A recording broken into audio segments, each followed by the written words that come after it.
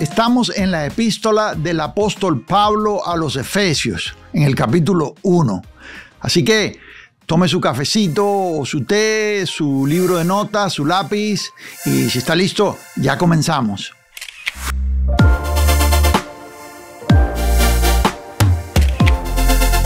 Es una bendición estar todos juntos en esta hora estudiando la palabra de Dios y doy la bienvenida a todos los que se conectan con nosotros desde cualquier lugar de nuestra amada América Latina. ¿Sí?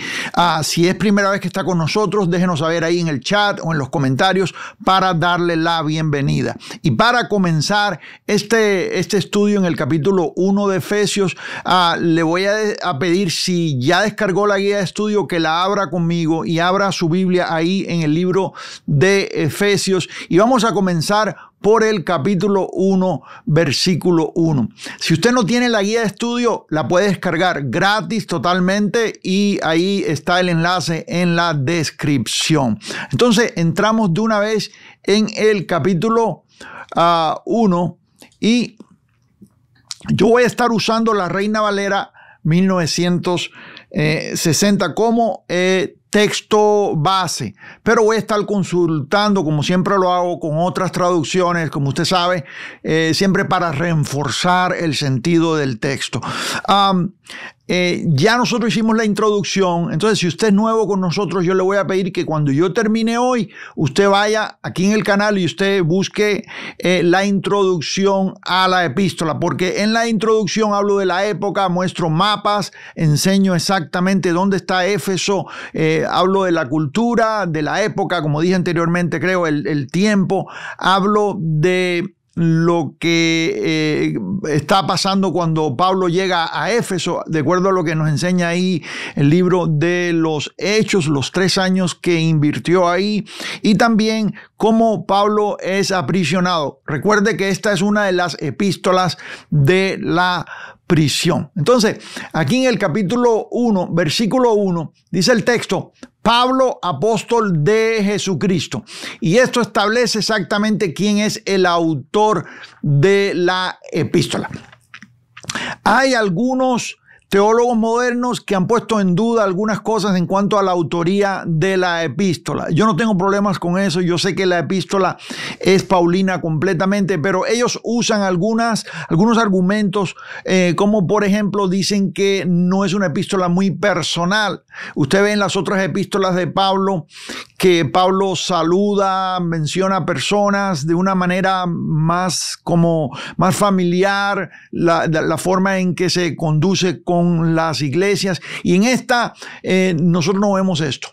Vemos mucha doctrina, vemos mucho principio, vemos mucho de lo que tiene que ver con la identidad del creyente en Cristo, pero no vemos ese afecto, ese apego que nosotros vemos en otras cartas.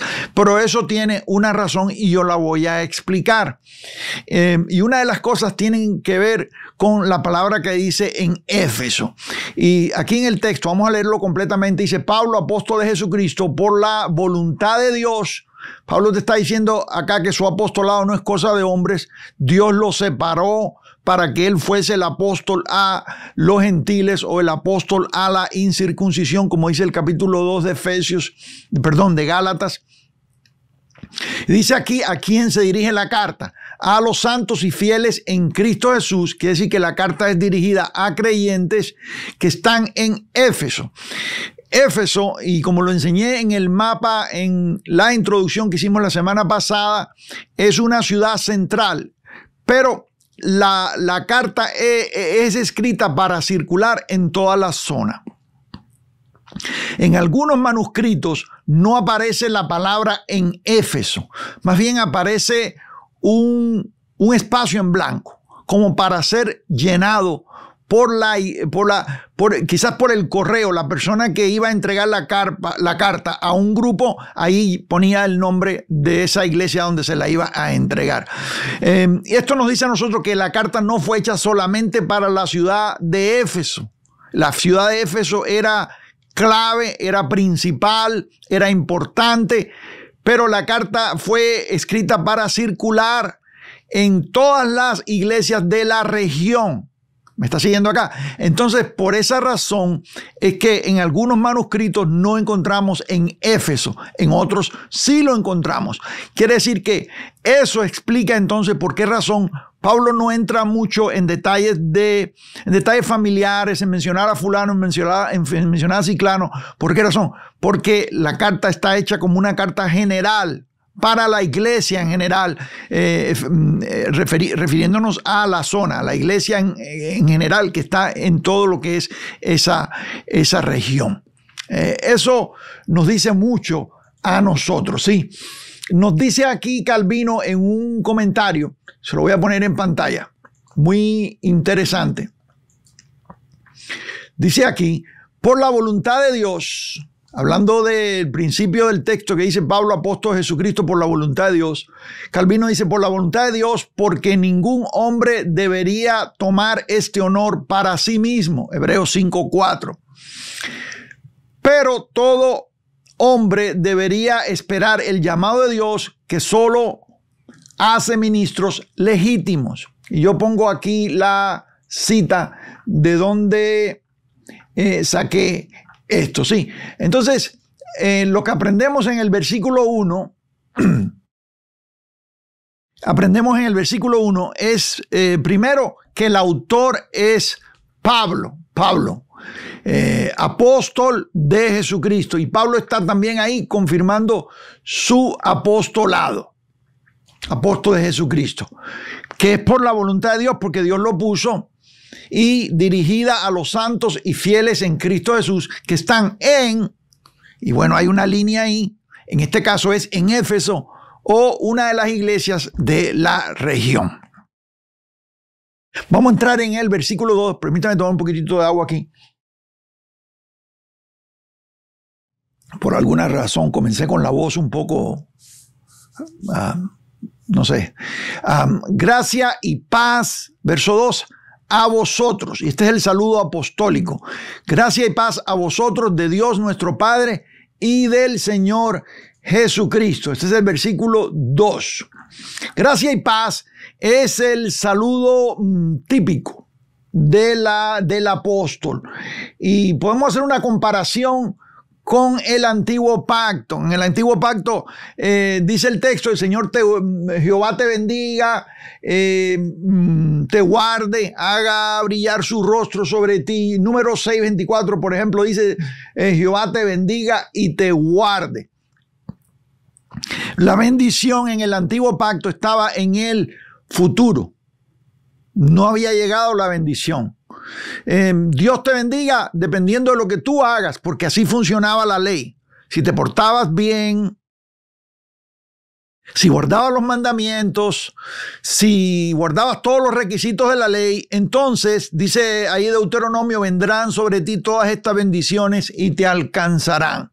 Si oyeres la voz de Jehová tu Dios, dice, si oyeres la voz de Jehová tu Dios para poner en obra todos estos mandamientos que te prescribo hoy. Bendito será en tu entrar, bendito tu salir, bendito tu canasta y tu alteza de amasar, bendito será el fruto de tu cosecha.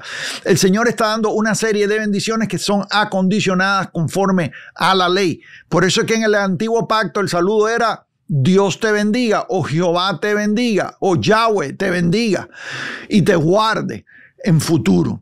En el nuevo pacto la bendición ya nos alcanzó, y eso lo estudiamos nosotros en el libro de Gálatas, que fue el estudio o la serie que hicimos anteriormente a esta serie de Efesios, y estudiamos cómo la bendición del Señor ya alcanzó a los gentiles y no estamos bajo ninguna maldición. Ahí en Deuteronomio también en el mismo capítulo dice, y sucederá que si no oyeres la voz de Jehová tu Dios para poner por obra estos mandamientos, entonces vendrán estas maldiciones sobre ti, te alcanzarán. Maldito serás en tu entrada, maldito en tu salir, maldito el fruto de tu vientre.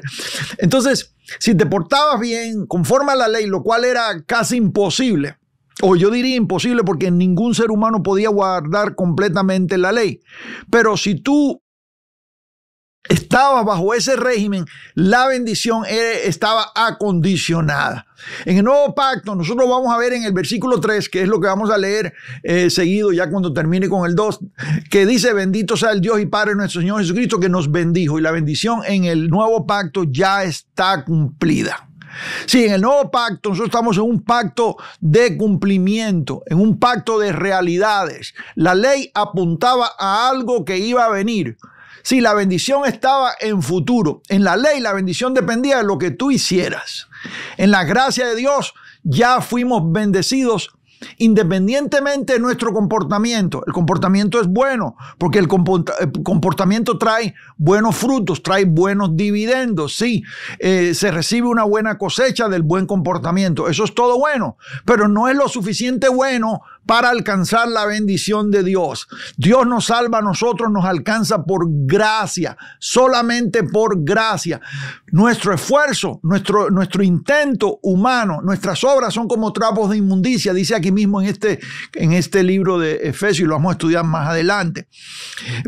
Capítulo 2, verso 8 dice: porque por gracia sois salvos por medio de la fe, y esto no de vosotros, pues es don de Dios. Dice: no por obras, para que nadie se gloríe.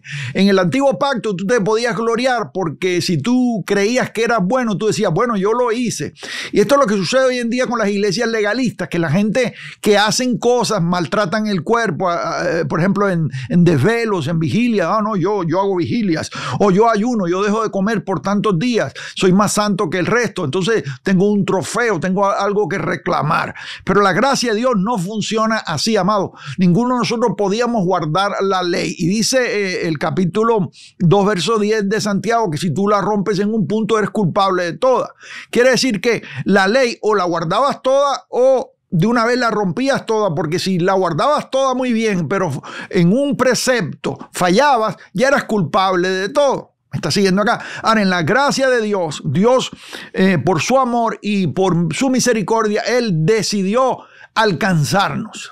Antes que usted hubiera hecho bien o mal, como dice Romanos, el Señor te alcanza. Y en esto, tú no tienes ningún mérito, no tienes nada con lo que puedas jactarte, porque es Dios quien con su amor incondicional te alcanzó. ¿Por qué estoy diciendo todo esto? Porque es importante, amados, entender el saludo. Gracia y paz a vosotros. No dice Dios te bendiga. El saludo paulino es gracia, paz y paz. A veces vemos el saludo gracia, misericordia y paz. En otras palabras, aquí ¿qué nos está diciendo? La palabra gracia en el saludo hace referencia al favor inmerecido de Dios hacia la humanidad, mientras que paz implica la tranquilidad y el bienestar que proviene de la relación con Dios o fruto de esa gracia. Ahí está todo. Sí, gracias a Él, la manera en que Dios llega a nosotros. Gracias es el mensaje del nuevo pacto. Escríbalo ahí conmigo. Gracia no es una doctrina, gracia no es un mensaje, gracia es el mensaje del evangelio, es el mensaje del nuevo pacto. Y paz es el resultado. Cuando tú estás en gracia, tú tienes paz. Cuando tú no estás en gracia, tú estás todo el tiempo esforzándote, tratando de alcanzar algo y nunca lo alcanzas, porque así funciona el legalismo. Cuando usted tiene un ministro legalista, ese ministro le dice a usted: bueno, hermano, usted tiene que hacer esto y esto y esto y esto. Pero nunca es suficiente. Nunca das lo suficiente. Nunca ayunas lo suficiente. Nunca haces evangelismo lo suficiente. Si faltas a un culto, como dicen ellos, culto, no se dan cuenta que en el nuevo pacto nuestro culto es racional, con la mente, dice la Biblia. Dice ahí Romanos.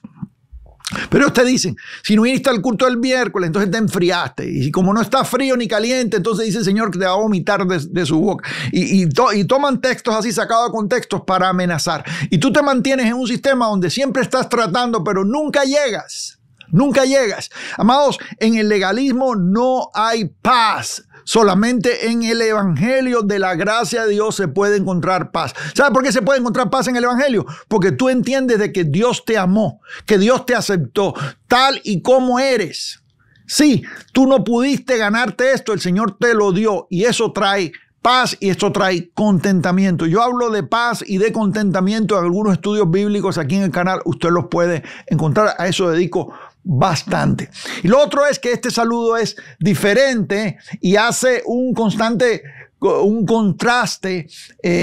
al saludo del antiguo pacto, porque, como le dije anteriormente, ese hacía referencia a una bendición futura. En el nuevo pacto hemos sido bendecidos con toda bendición espiritual. Antes de entrar a la bendición, voy a decir algo más que vemos aquí en el capítulo, aquí en el versículo 2. Gracia y paz a vosotros de Dios nuestro Padre y del Señor Jesucristo.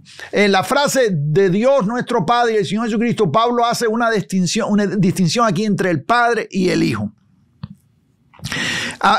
Dentro de la Trinidad, sí, no hace mención explícita del Espíritu Santo, solo hace mención de dos miembros de la Trinidad. Pero por ejemplo, hay un teólogo que dice, Doug Wilson dice, sin embargo, paz y gracia nos llegan por el Espíritu Santo, y esto coloca implícitamente la presencia de la Trinidad en el texto, como argumentan algunos teólogos. Y por ejemplo, en este caso, yo cito lo que dice este varón de Dios, ahí se lo estoy dando en la guía de estudio. Quiere decir que cuando Pablo hace mención de Dios Padre y el Señor Jesucristo, algunos dirían la Trinidad no está siendo mencionada aquí, o el Espíritu Santo no está siendo mencionado explícitamente. Pero como dice este escritor, es por medio del Espíritu Santo que nosotros nos son dadas estas cosas de parte de Dios. Es por medio del Espíritu Santo que la iglesia recibe estos bienes. Entonces, implícitamente está en el texto. Sí. Cuando entramos en las bendiciones espirituales, aquí vamos a encontrar algo a partir del versículo 3, y estamos aquí en el versículo 3, porque en el texto, en los originales, aquí y esto es un poco difícil de traducir. Le digo, nosotros lo veríamos como un texto corrido, pero en realidad es una oración. Desde el versículo 3 hasta el versículo 14 es como especie de una oración. El pasaje en el griego es una larga oración única y es una forma ampliada de la alabanza del propósito de Dios. Y eso lo vemos en Romanos capítulo 8, el 28 al 30. La alabanza se dirige al Padre, quien escoge, al Hijo que redime y al Espíritu Santo que sella. Lo voy a decir otra vez. Y esto es lo que viene en los próximos textos. La alabanza se dirige al Padre, quien escoge, y eso lo vamos a ver en los versículos 4 y 6 al 6. Al Hijo quien redime, lo vemos del 7 al 12, y al Espíritu Santo que sella, lo vemos en el 13 y el 14. Entonces vemos a la Trinidad. No, escuche bien, la palabra Trinidad no está en el texto, usted no la va a encontrar en la Biblia, es la palabra que nosotros usamos para entender esta dinámica, este Dios en tres personas. Y la Trinidad está presente en esta oración, en este pasaje que vamos a ver aquí, lo cual tiene todo que ver con nuestra posición en Cristo. Mire, cuando nosotros fuimos, y esto lo hicimos la semana pasada, cuando estábamos hablando de la forma en que la epístola se divide, yo vine aquí, se lo voy a mostrar aquí en pantalla para poder continuar bien. Aquí lo puse en la entrada de la guía de estudio. Aquí puse las divisiones de la carta, sí. Y nosotros vamos a ver que la carta, lo voy a repetir, lo dije la semana pasada, al final ya del estudio, pero se lo voy a repetir, tomarme un minutito o dos para repetírselo, porque esto es importante. La carta de los Efesios, de Pablo a los Efesios, se divide en dos temas principales, se pudiera decir, dos divisiones principales y luego varias subdivisiones. Sí, la doctrina es la primera división y la práctica es la segunda. La doctrina tiene que ver con nuestra identidad en Cristo. Y ahí vamos a ver las bendiciones espirituales, vamos a ver lo que significa de muerte espiritual a la vida en Cristo, y el mensaje de unidad que está en toda la carta. Dicho sea de paso, si en Gálatas yo le dije a usted que el mensaje central de Gálatas era la justificación por fe, acá en Efesios el mensaje central de la carta se pudiera decir que es la unidad. Pero la justificación por fe está presente también en toda la carta, como en todas las cartas paulinas. Claro que sí.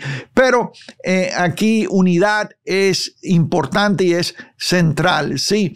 Y el capítulo 3, vamos a ver ahí el misterio del evangelio revelado y la oración de Pablo por fortaleza espiritual. Luego, en la segunda parte de la carta, vemos lo que es práctica y es la conducta del creyente. Aunque fuimos salvos por gracia, aunque Dios nos puso en una posición, y hoy vamos a ver de qué se trata esa posición en la cual hemos sido colocados.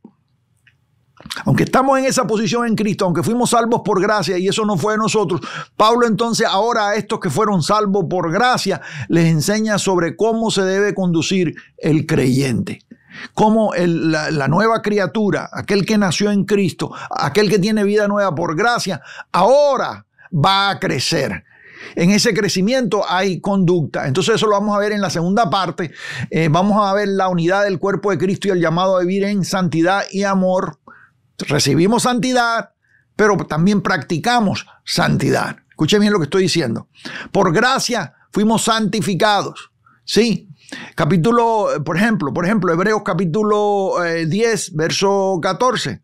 Dice que Él santificó con una sola ofrenda, dice que con una sola ofrenda perfeccionó a los santificados para siempre. Ahí dice santificados. Algunos textos parece decir santificados como que ya fuimos santificados. Algunas traducciones modernas dicen los que están siendo santificados.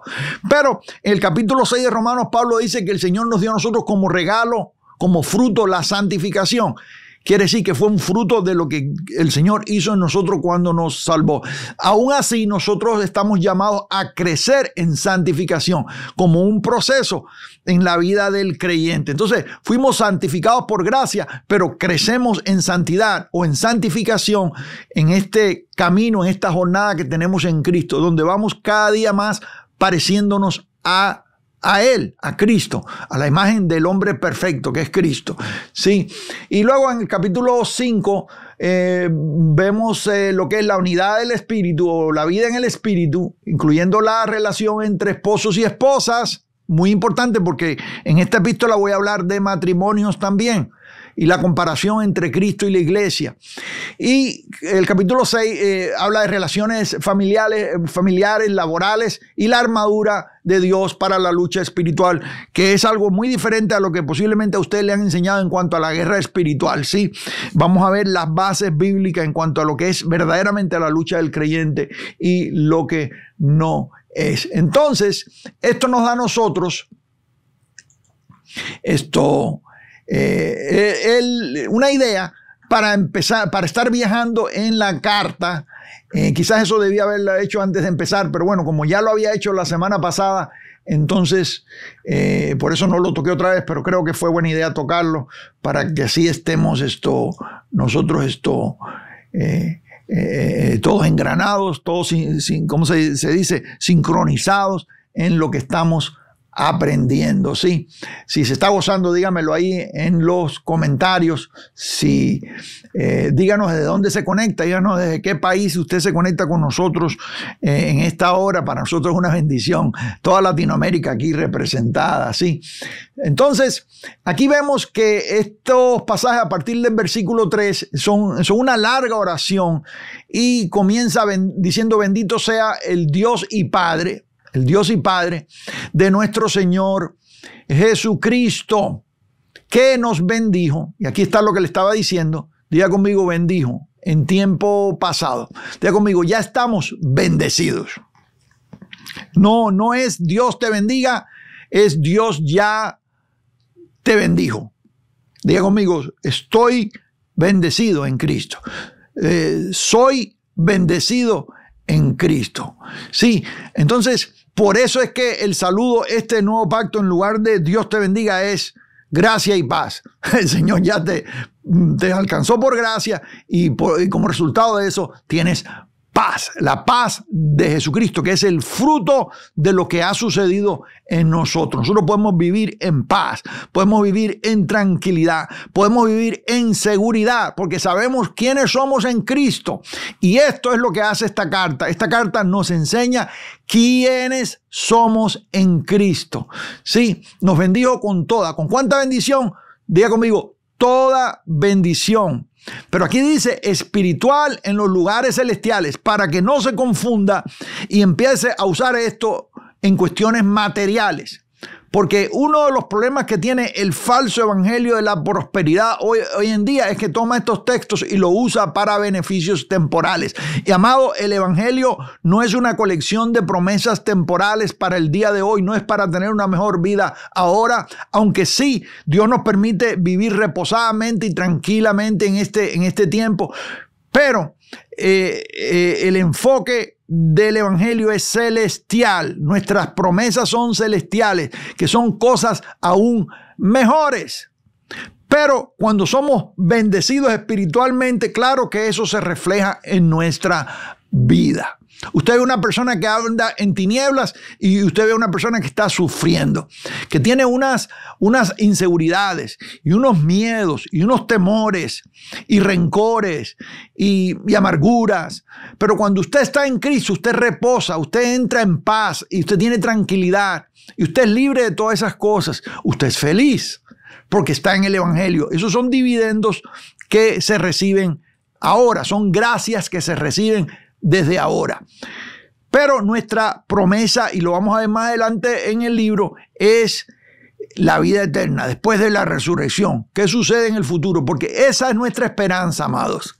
Eso es lo que nos hace a nosotros fuertes y lo que nos permite a nosotros vivir en paz. Que no importa lo que suceda en nuestra vida ahora, no importa lo que padezcamos, tenemos la esperanza que un día no va a haber más dolor ni más llanto. Sí, gloria a Jesús. Pero estamos bendecidos. Diga conmigo, yo estoy bendecido. Esa bendición no depende de lo que yo haga o de mis méritos. Esa bendición me fue dada sin hacer nada. Esto hace otra cosa aquí, que usted va a abrir los ojos del entendimiento. Yo después le voy a explicar lo que significa abrir los ojos del entendimiento, porque el texto habla de esto. Pero usted va a abrir los ojos del entendimiento y usted ahora entiende que usted no tiene que hacer nada para ser bendecido. Me está viendo, y cuando un predicador le está vendiendo a usted bendiciones, usted sabe que ese predicador está en falsa doctrina. Cuando alguien le dice a usted por la televisión, amado, usted tiene que dar esta cantidad y mandarnos esta cantidad por teléfono o como sea, para que entonces Dios le bendiga, o Dios me reveló de que si usted da $1,000, Dios te va a dar una casa o te va a bendecir de esta manera, y le están vendiendo a usted bendiciones.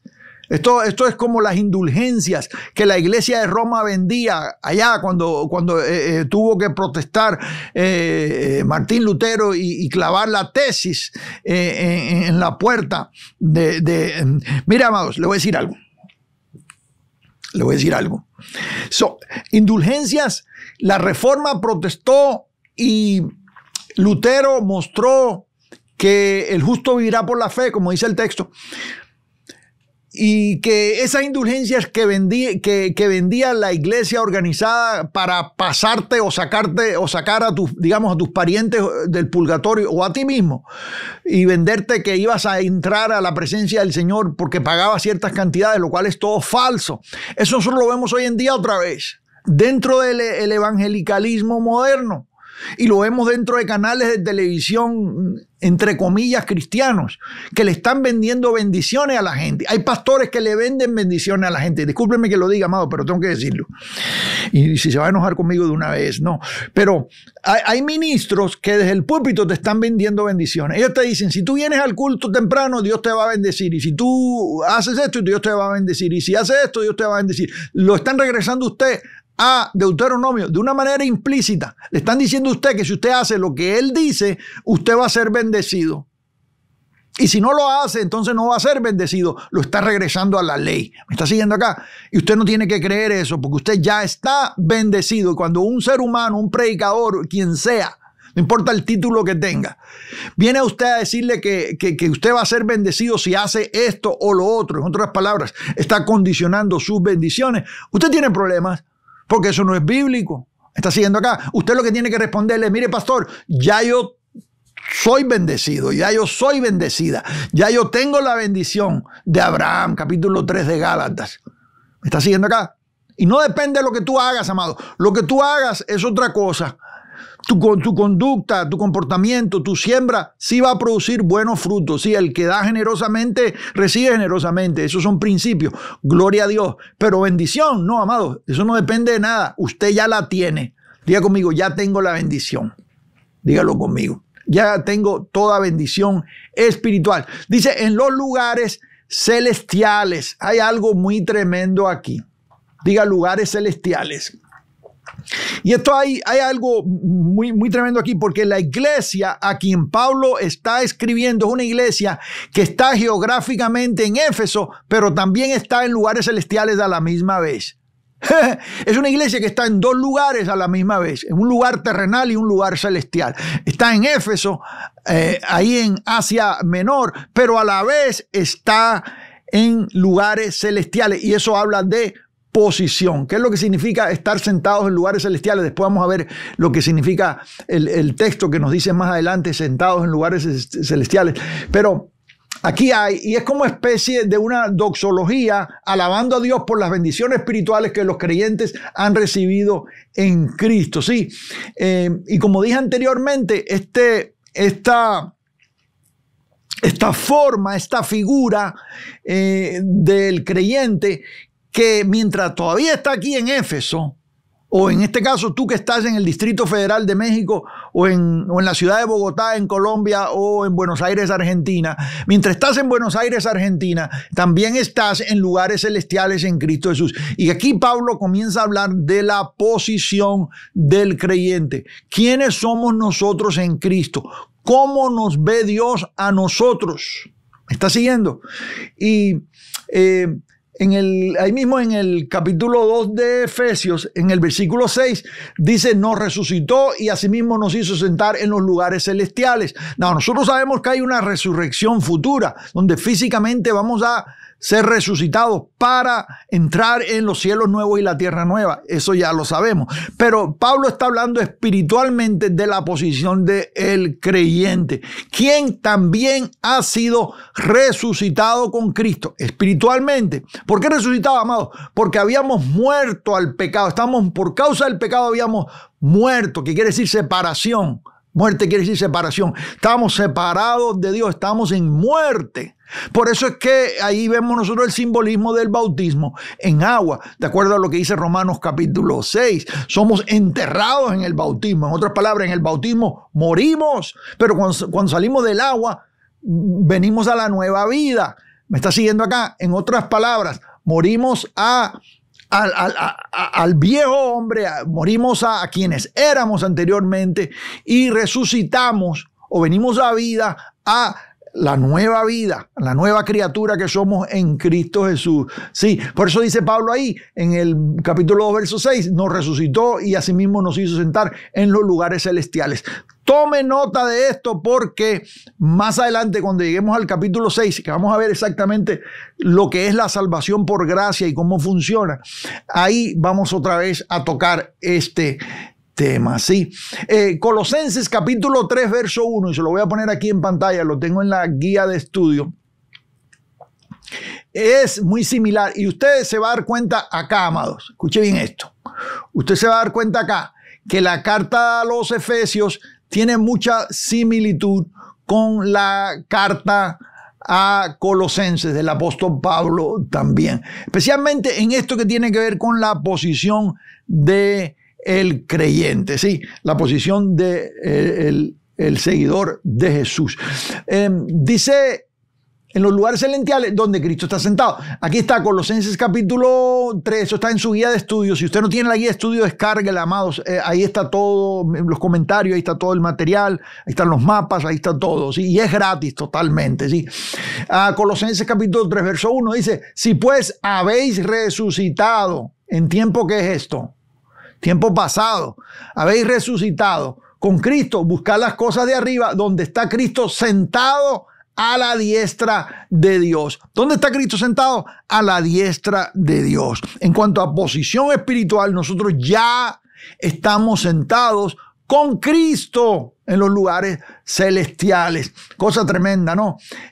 La nueva traducción viviente dice aquí, toda la alabanza, capítulo 1, verso 3, de Efesios.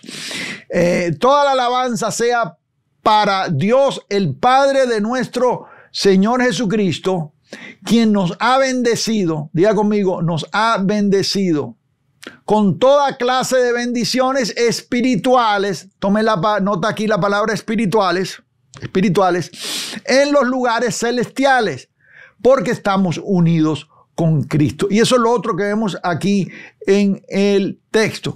El otro que vemos en el texto, que es que al estar sentados con Cristo en los lugares celestiales, o al haber sido bendecidos espiritualmente con Cristo en los lugares celestiales, estamos en ese momento unidos con Él. Y aquí es donde entra el mensaje de unidad. Desde ahora ya en la carta comenzamos a ver el mensaje de la unidad. Aquí la unidad del creyente con Cristo. Estamos unidos con Él. Somos uno con Él, ¿sí?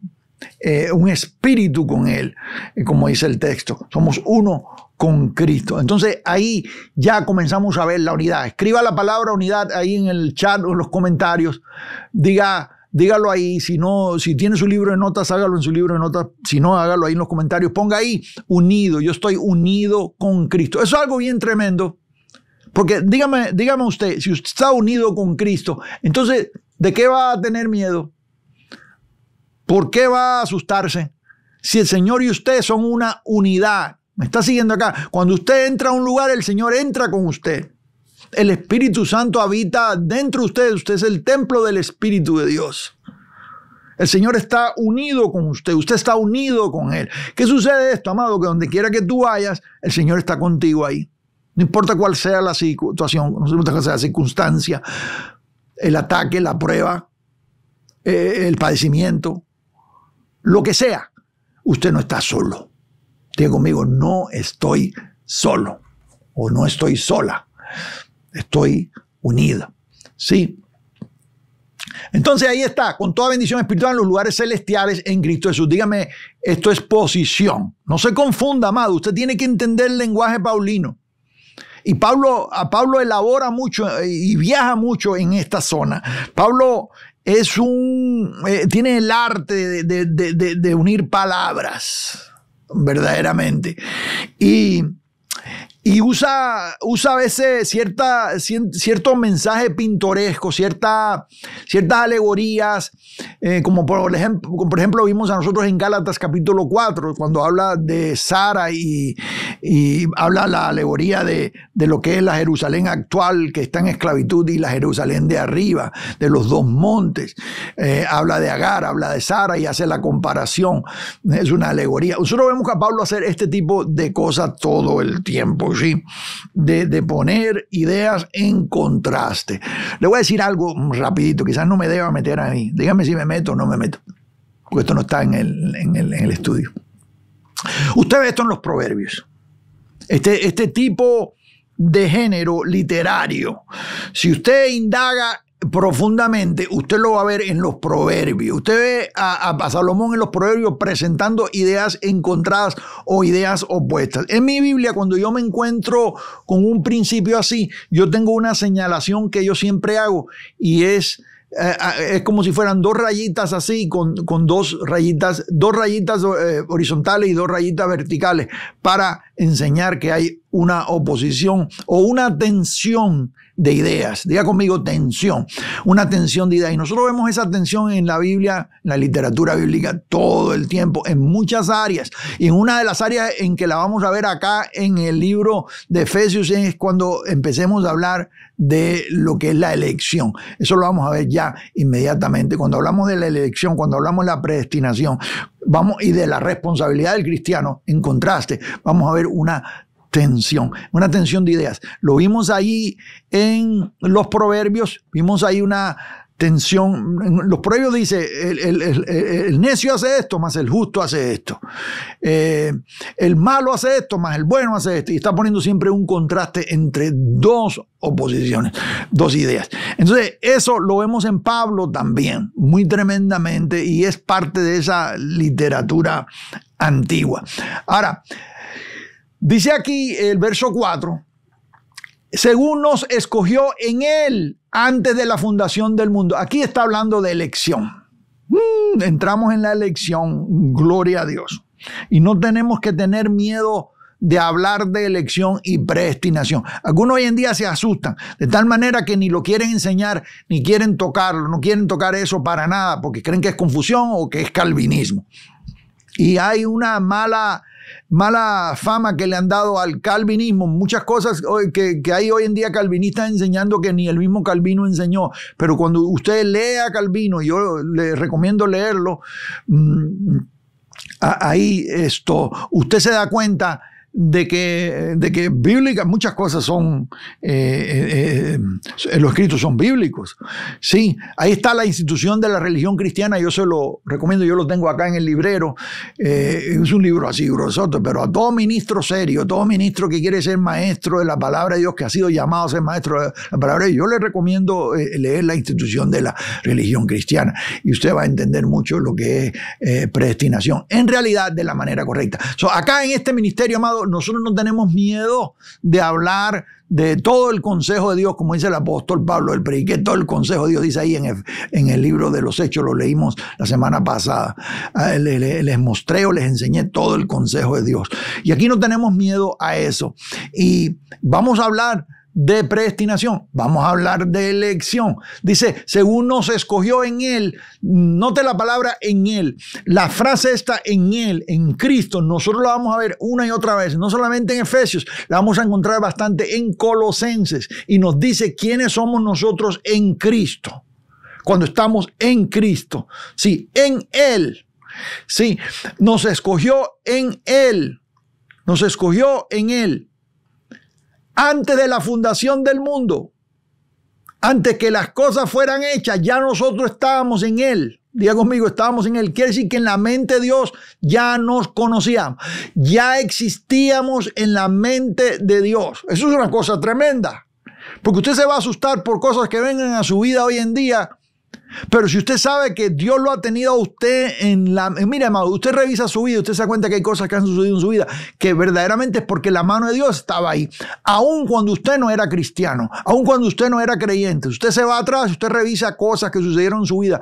Dígame amén. Cosas de las cuales el Señor le libró y usted se da cuenta. Póngase a meditar para que usted vea y a pensar de cosas que sucedieron en su vida y cómo Dios lo salvó a usted de cosas terribles.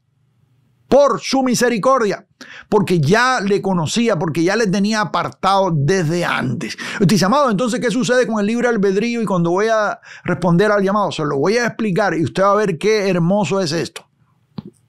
Sí, según nos escogió en Él antes de la fundación del mundo para que fuésemos santos y sin mancha delante de Él. No solamente nos escogió en Él, sino que nos escogió para que fuésemos santos y sin mancha. Diga conmigo, santos y sin mancha. Dios nos eligió en Cristo antes de la creación del mundo para que seamos santos y sin culpa ante Él. Es la voluntad de Dios que tú seas sin culpa, que tú seas separado y que tú habites. Sí, escucha bien, amado. La iglesia del Señor Jesucristo es una iglesia que ya está sin mancha. Yo oigo a predicadores decir años atrás, amado, limpia tus manchas, limpia tus vestidos porque vengo pronto y te vas a quedar. Inclusive oí profecías en iglesia por ahí donde estaba yo predicando y de pronto se paraba alguien a profetizar. Hermanito, limpia su vestido porque vengo pronto y te vas a quedar. Limpia. Y siempre te están diciendo que limpies su vestido. Limpia tus vestidos. En otras palabras, esfuérzate. Tienes que hacerlo. Pero la palabra de Dios no enseña eso. La palabra de Dios enseña de que ya estamos limpios y sin mancha. La iglesia del Señor ya está limpia y sin mancha. ¿Sabe por qué, amado? Porque el sacrificio de Cristo en la cruz fue suficiente para limpiarte. ¿Me está viendo acá? Su sangre fue suficiente para limpiarte. Él dice, no me acordaré más de tus pecados ni tus rebeliones. Dice ahí en Hebreos, 2 veces lo dice. El Señor no se acuerda de esa mancha. Él la quitó, te limpió, te lavó. Y el que está limpio, dice allá en los evangelios históricos, no necesita lavarse sino solamente los pies. ¿Qué quiere decir eso? Bueno, las cositas del diario. Pero tú estás limpio. El Señor se lo dijo a los discípulos, vosotros ya están limpios, ya estáis limpios, dice. Tú estás limpio. Gloria a Jesús. Dice, no, pero hermano, pero yo todavía hago unas cositas por aquí y que yo a veces resbalo acá y que miro lo que no tengo que mirar o que vi que no tenía que ver y que me pasó una muchacha bonita por ahí, se me fueron los ojos o hice esto. Mira, amado, esas son cosas con las cuales usted va a lidiar y en las cuales usted va a crecer y se va a apartar de ellas, porque usted va a crecer en santificación. ¿Me está oyendo acá? Pero tú ya estás limpio y sin mancha delante de Él. Si estás en Cristo, si no estás en Cristo, no. Pero si estás en Cristo, diga conmigo, estoy limpio y sin mancha. Dios te escogió así. Ese era el plan de Dios desde antes, que fueras santo y sin mancha delante de Él. Luego, dice aquí el versículo 5. Wow, esto es algo tremendo, porque Pablo comienza a hablar de la elección, lo que continuará en el versículo que sigue, con la palabra predestinación. Sí, y en esto hay relación. Dice, en amor, versículo 5, dice, en amor, habiéndonos predestinado. La predestinación ocurrió por amor. Él nos amó primero. ¿Me está siguiendo acá? Si usted viene conmigo a Romanos, habiéndonos predestinado, bueno, algo más aquí dice, para ser adoptados hijos suyos por medio de Jesucristo según el puro afecto de su voluntad, no según tu esfuerzo, no según tu libre albedrío, no según tu comportamiento, sino según el puro afecto de su voluntad. En otras palabras, Dios te predestinó porque Él quiso hacerlo. ¿Me está siguiendo? Vamos aquí a la referencia que yo tengo de Romanos rapidito y usted va a ver el contraste bien tremendo acá. Y dice aquí, Romanos capítulo 8, verso 29 y 30, dice, porque a los que antes conoció, diga conmigo, el Señor me conoció a mí desde antes. También los predestinó, quiere decir que los apartó para salvación. Sí, para que fuesen hechos conforme a la imagen de su Hijo, para que Él sea el primogénito entre muchos hermanos. Y a los que predestinó, y esto de la primogenitura, en cuanto a esto y de las primicias, yo lo voy a hablar más adelante. Y a los que predestinó, a estos también llamó. Diga conmigo, llamó. Y a los que llamó, a estos también justificó. Ahí está todo. Y a los que justificó, a estos también glorificó. Quiere decir, amado, que aquí hay predestinación, llamado, justificación y glorificación. Todo eso. Todas estas doctrinas vienen por causa de que el Señor nos conocía desde antes. Nos conocía desde antes. ¿Me está siguiendo acá? Para que fuésemos santos y sin mancha. Y aquí yo explico acá. Para que fuésemos santos y sin mancha, acompaña la intención de Dios y la posición donde sitúa al creyente. Él ha limpiado toda mancha de nuestra vida por la perfecta redención que es en Cristo Jesús. Hebreos 8:12. Seré propicio a sus injusticias y nunca más me acordaré de sus pecados y de sus iniquidades. ¿Por qué en amor? Dios nos escogió en amor. ¿Sabe qué? Dios nos ama y es en amor que Dios nos ha escogido. Y aquí en el 5 dice aquí, habiéndonos predestinado para ser adoptados hijos suyos por medio de Jesucristo según el puro afecto de su voluntad. Otra vez, es Dios en su soberanía quien nos amó primero. Y aquí tengo una referencia y la podemos leer en el libro de Primera de Juan.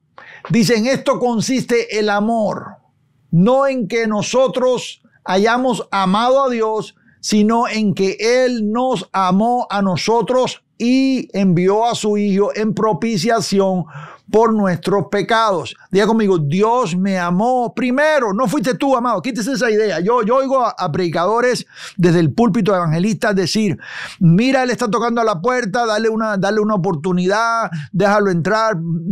Yo lo he oído a algunos decir, hasta tiene frío, pobrecito, el Señor, como si Dios te está rogando a ti que tú le des un chance. Yo lo he oído decir, dale una oportunidad a Dios, dale un chance a Dios, como si tú estuvieras en control. Y eso es una mala idea, una mala enseñanza. Tú no estás en control. ¿Me está yendo acá? Tu salvación comenzó en Dios, no comenzó en ti. No fue tu iniciativa. Tú no podías venir a Él. Capítulo 3 de Romanos. Nadie hace lo bueno ni aun uno. Nadie busca a Dios. Todos se apartaron. Aún se deslizaron, dice, se hicieron inútiles. Éramos inútiles. Y usted dice, amado, ¿y el libre albedrío? El libre albedrío es un esclavo, como dice Lutero. El libre albedrío fue dañado en el Edén.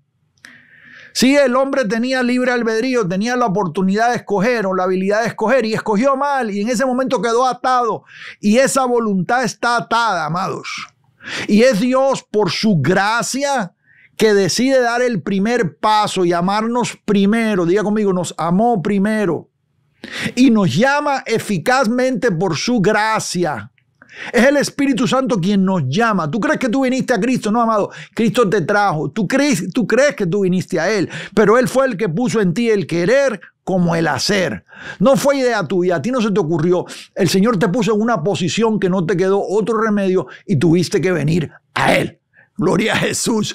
Y ahí es donde la elección, el propósito de elección se hace vivo, sí, se hace vivo. Ahí también en Juan dice, nosotros le amamos a Él porque Él nos amó primero. ¿Me estás siguiendo acá? Tú amas a Dios en respuesta, amado. Tú vives en santidad en respuesta a lo que Dios ya hizo en ti.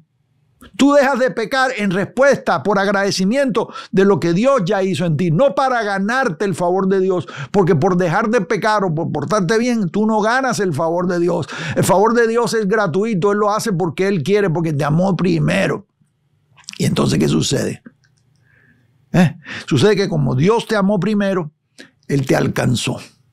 Él dijo, voy a buscar, sí. Voy a buscar a los que no me están buscando a mí. Seré hallado, dice el texto. Fui hallado entre los que no me buscaban.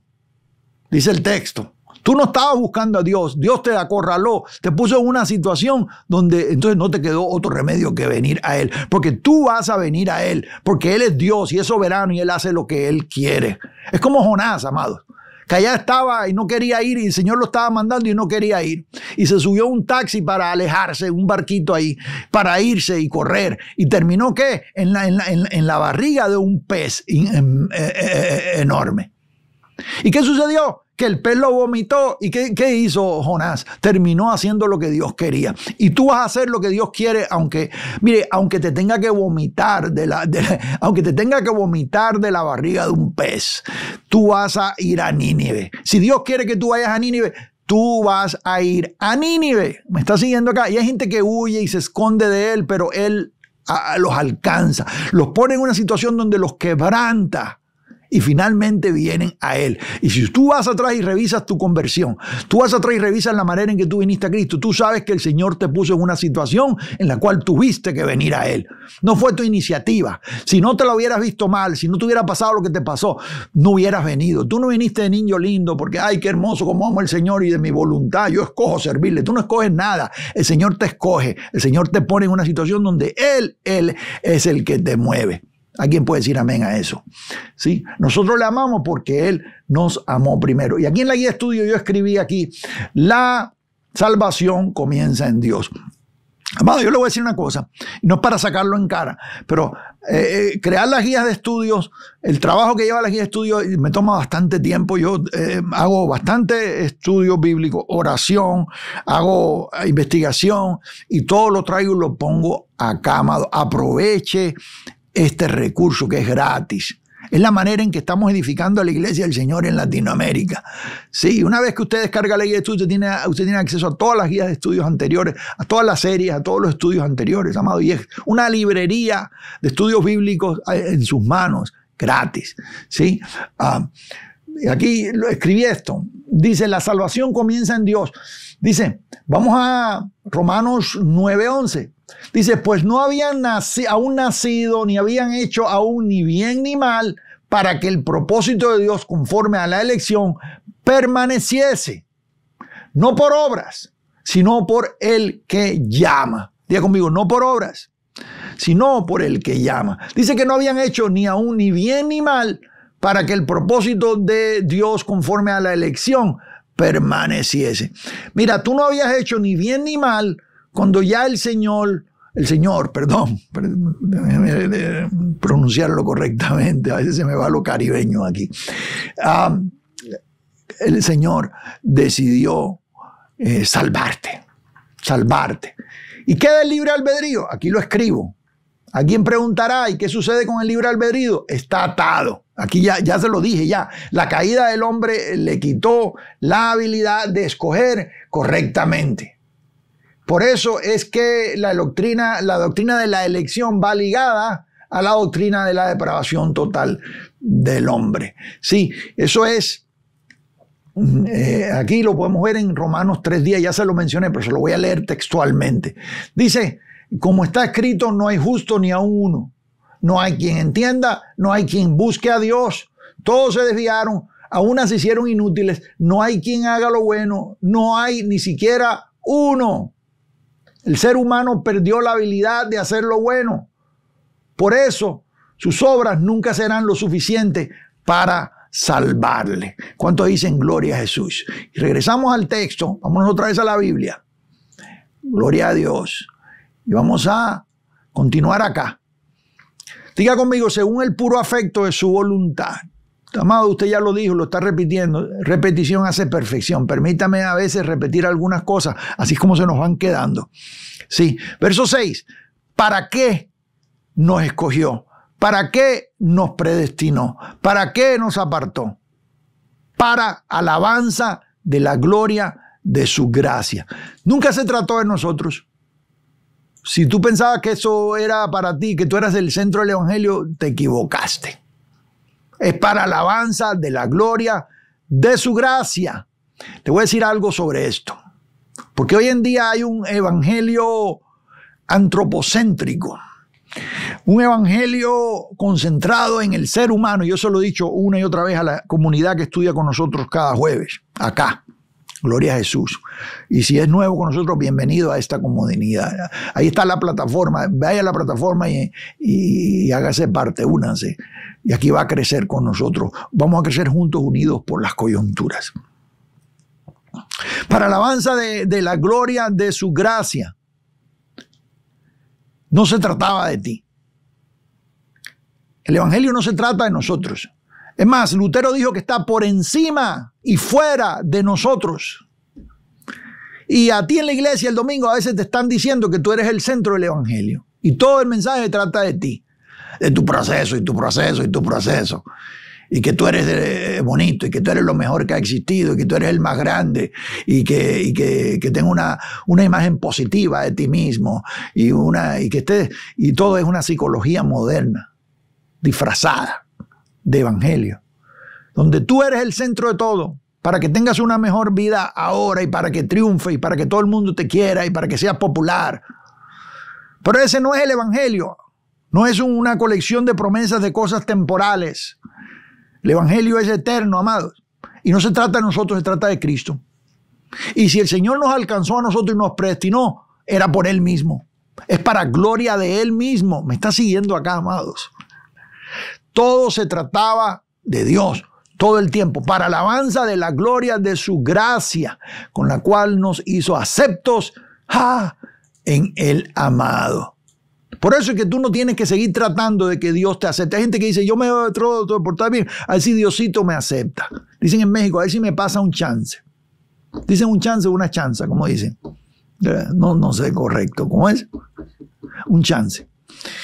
A ver si Diosito me acepta. Y ese es un problema. Y ahí está la inseguridad del creyente, donde tú continúas tratando a ver si Dios te acepta. Sí. Aceptos, hemos sido aceptos en el amado. El que no entiende o no cree la elección de Dios siempre estará buscando aceptación de Dios por medio de sus méritos y por medio de comportamiento. No solamente eso, que el ser humano cae tan bajo que anda buscando la aceptación de los hombres. Anda buscando ser aprobado por los hombres y no hay una manera más insegura de vivir que esa. Si usted quiere hablar de inseguridad, vamos a la psicología. Si usted quiere hablar de inseguridad, no hay inseguridad más grande que andar buscando la aprobación de otros. Tú eres libre y tú eres paz cuando no tienes nada que probar. Eso lo dijo un sabio.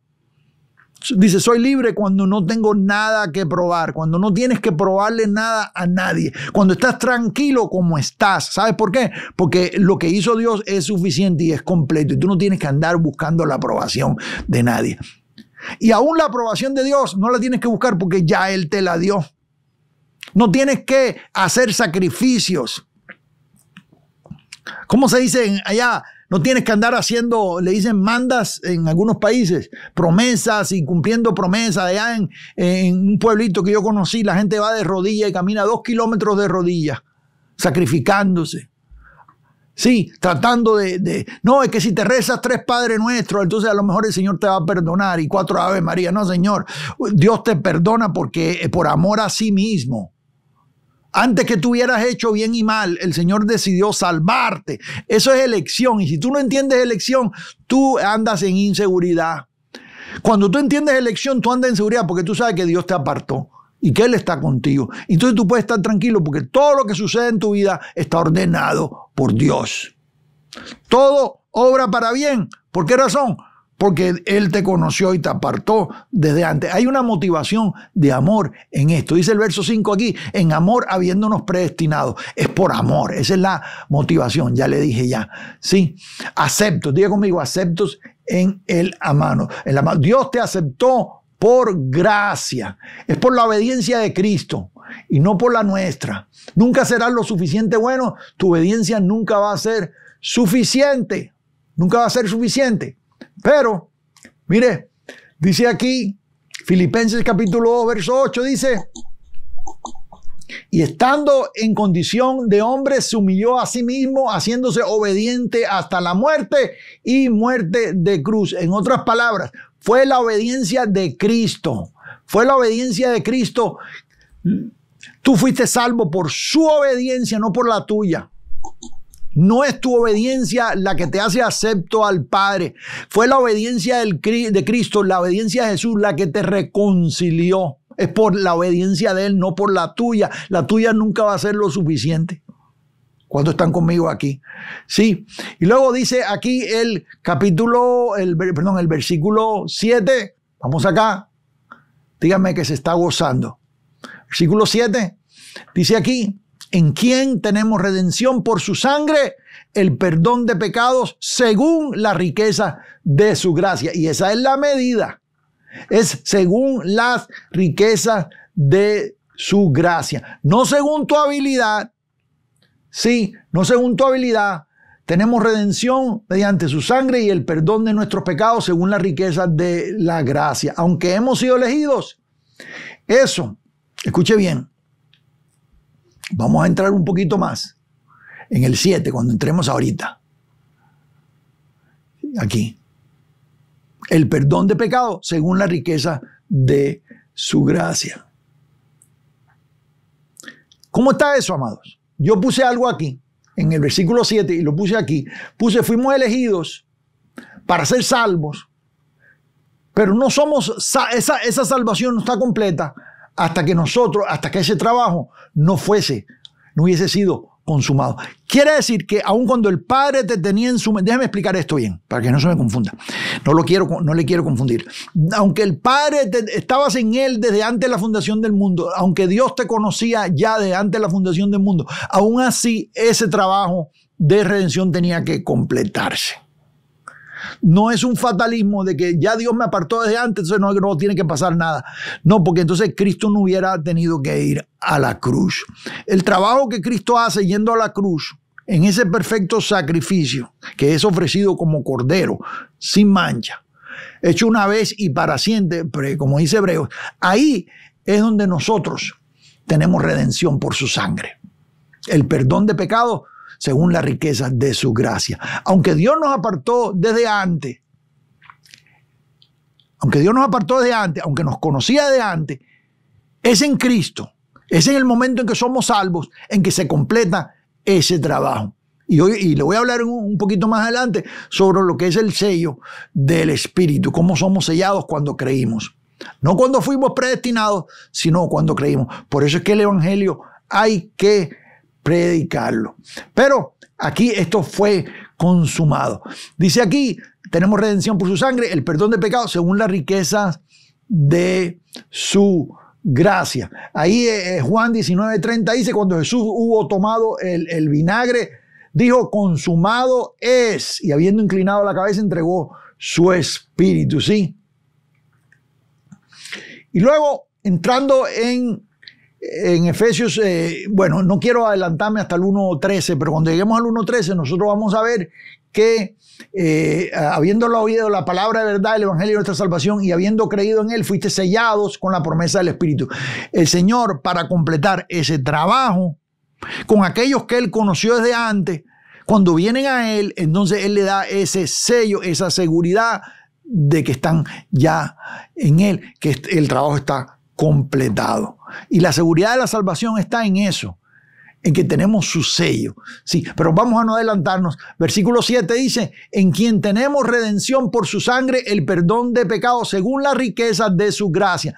No según nuestro antojo, no según nuestro comportamiento, según las riquezas de su gracia. Es la gracia de Dios, amados. Es la gracia de Dios quien abundantemente nos puede salvar. ¿Cuántos están conmigo acá? Sí, ¿cuántos están conmigo acá? Para completar la idea y pasar a lo que sigue, verso 7 dice, tenemos redención por su sangre. Colosenses 1.14 dice, en quien tenemos redención por su sangre, el perdón de pecado. Y Hebreos 9.22 dice, sin derramamiento de sangre no se hace remisión. ¿Me está siguiendo acá? Sin derramamiento de sangre no se hace remisión. Y Pedro dice, se lo voy a poner en pantalla rapidito, acá. Pedro dice, aquí, sabiendo que fuisteis rescatados de vuestra vana manera de vivir, la cual recibisteis de vuestros padres, no con cosas corruptibles como oro o plata, sino con la sangre preciosa de Cristo, como de un cordero sin mancha y sin contaminación. En otras palabras, es por el sacrificio de Cristo que somos reconciliados. Para no caer en la tentación del fatalismo. Y más adelante yo hablo aquí de lo que es ese calvinismo supralapsario, que te dice, Dios te escogió desde antes. No tienes que hacer nada. Eso es fatalismo y eso no es buena doctrina. Y hay gente que piensa que ese es el calvinismo porque le han dicho que eso es, pero eso no es el calvinismo. Eso no es lo que escribió Calvino. Eso no es lo que enseñó Calvino. Hay gente que formó un calvinismo que no es lo que enseñó Calvino, que es un fatalismo. Y te dice, tú no tienes que hacer nada, si él te apartó desde antes. No. Ahora, según las riquezas de su gloria, no según nuestras obras, no según nuestro esfuerzo humano, no según nuestro libre albedrío o decisión de querer salvación, pues el ser humano perdió la habilidad de querer hacer el bien en la caída, y eso lo leímos ya en Romanos capítulo 3. Esto quiere decir que el ser humano aunque el ser humano no tenga la capacidad de hacer algunas cosas buenas, no tenga la capacidad de buscar a Dios, como dice capítulo 3 de Romanos, sí tiene la capacidad de hacer algunas cosas buenas. ¿Por qué razón? Porque la imagen de Dios todavía está en nosotros. ¿Le digo algo? Amados, nosotros somos portadores de la imagen de Dios. Aún en nuestro estado no reconciliado, somos criaturas que llevamos la marca del Creador. Dios creó al hombre a su imagen. Sí, varón y hembra los creó, dice ahí el Génesis. Aún el que no está reconciliado por el hecho de que fue creado, hace algunas cosas buenas. Y esto explica por qué hay personas que no son cristianos y tienen cierta bondad. ¿No se ha fijado usted? ¿No oye usted decir por ahí que hay algunos que ni son cristianos y son mejores que los cristianos? Es cierto. Hay algunos que no han sido redimidos y tienen más nobleza que muchos que han sido redimidos y son carnales. ¿Por qué razón? Porque portan la imagen de Dios, porque son criaturas de Dios. En otras palabras, la depravación total del hombre, la doctrina que dice que el hombre no busca a Dios, no hace lo bueno, que el hombre está caído, está separado de Dios. Aún así, esto no invalida el hecho de que el ser humano tenga a veces el deseo de hacer algunas cosas buenas. Y usted ve personas que no son redimidos y hacen obras de caridad. Usted ve personas que no son redimidos y ayudan al prójimo y hacen el bien y tienen ciertos conceptos morales porque tienen una conciencia que Dios puso a toda criatura. ¿Me está siguiendo acá? Sin embargo, eso no dice de que tengan la habilidad de salvarse. Es Dios quien hace ese trabajo. Espero que me esté entendiendo acá. Sí, que hizo sobreabundar, verso 8, con nosotros en toda sabiduría e inteligencia. Toda sabiduría e inteligencia. Y aquí hay un detalle. Porque algunos interpretan que cuando Dios sobreabundó para con nosotros en esta gracia, nos dotó con inteligencia y sabiduría. Y si usted se va al verso, por ejemplo, hay varias versiones, la BLP, la BLPH, dice al llenarnos de sabiduría e inteligencia. Sí, llenarnos de sabiduría e inteligencia. Puede ser que esa no sea la traducción más correcta, no se refiere necesariamente a que nos haya dado sabiduría e inteligencia o que por su gracia abundemos en sabiduría e inteligencia, aunque sí lo presenten algunas traducciones como esta que acabo de mencionar, sino que por el hecho de que Dios es sabio e inteligente, nos ama y nos ama, es que ha tenido gracia para con nosotros, siendo sabiduría e inteligencia un motivador en lugar de un resultado. Y si usted viene a la traducción del lenguaje actual conmigo, esto nos lo va a explicar un poquito mejor. Venga conmigo acá a la traducción del lenguaje actual. Dice aquí: por la muerte de Cristo en la cruz, Dios perdonó nuestros pecados y nos liberó de toda culpa. Esto lo hizo por su inmenso amor, por su gran sabiduría y conocimiento. En otras palabras, sabiduría y conocimiento junto con el amor de Dios motivó a que el Señor nos sobreabundara para con nosotros en esa gracia. Pero no porque nosotros seamos inteligentes ni tengamos sabiduría, o porque hayamos hallado inteligencia o sabiduría, aunque es la oración paulina de que nosotros seamos llenos de sabiduría e inteligencia. ¿Tiene sentido eso que estoy diciendo? Verso 9 dice: dándonos a conocer el misterio de su voluntad según el beneplácito, el cual se había propuesto en sí mismo. Y ahí otra vez vemos lo que es elección. Lo había propuesto en sí mismo. Dice, vamos otra vez, dándonos a conocer el misterio. Diga conmigo misterio. Esa palabra misterio aquí, subráyela, porque usted va a ver a Pablo hablando del misterio. El misterio que estuvo oculto desde los siglos y edades. Dándonos a conocer el misterio, nosotros los gentiles, quienes recibimos esta predicación, nosotros hemos entendido algo que los antepasados no entendieron. El misterio de su voluntad, según el beneplácito, el cual se había propuesto en sí mismo. Es porque Dios quiso, ¿sí?, darnos el misterio.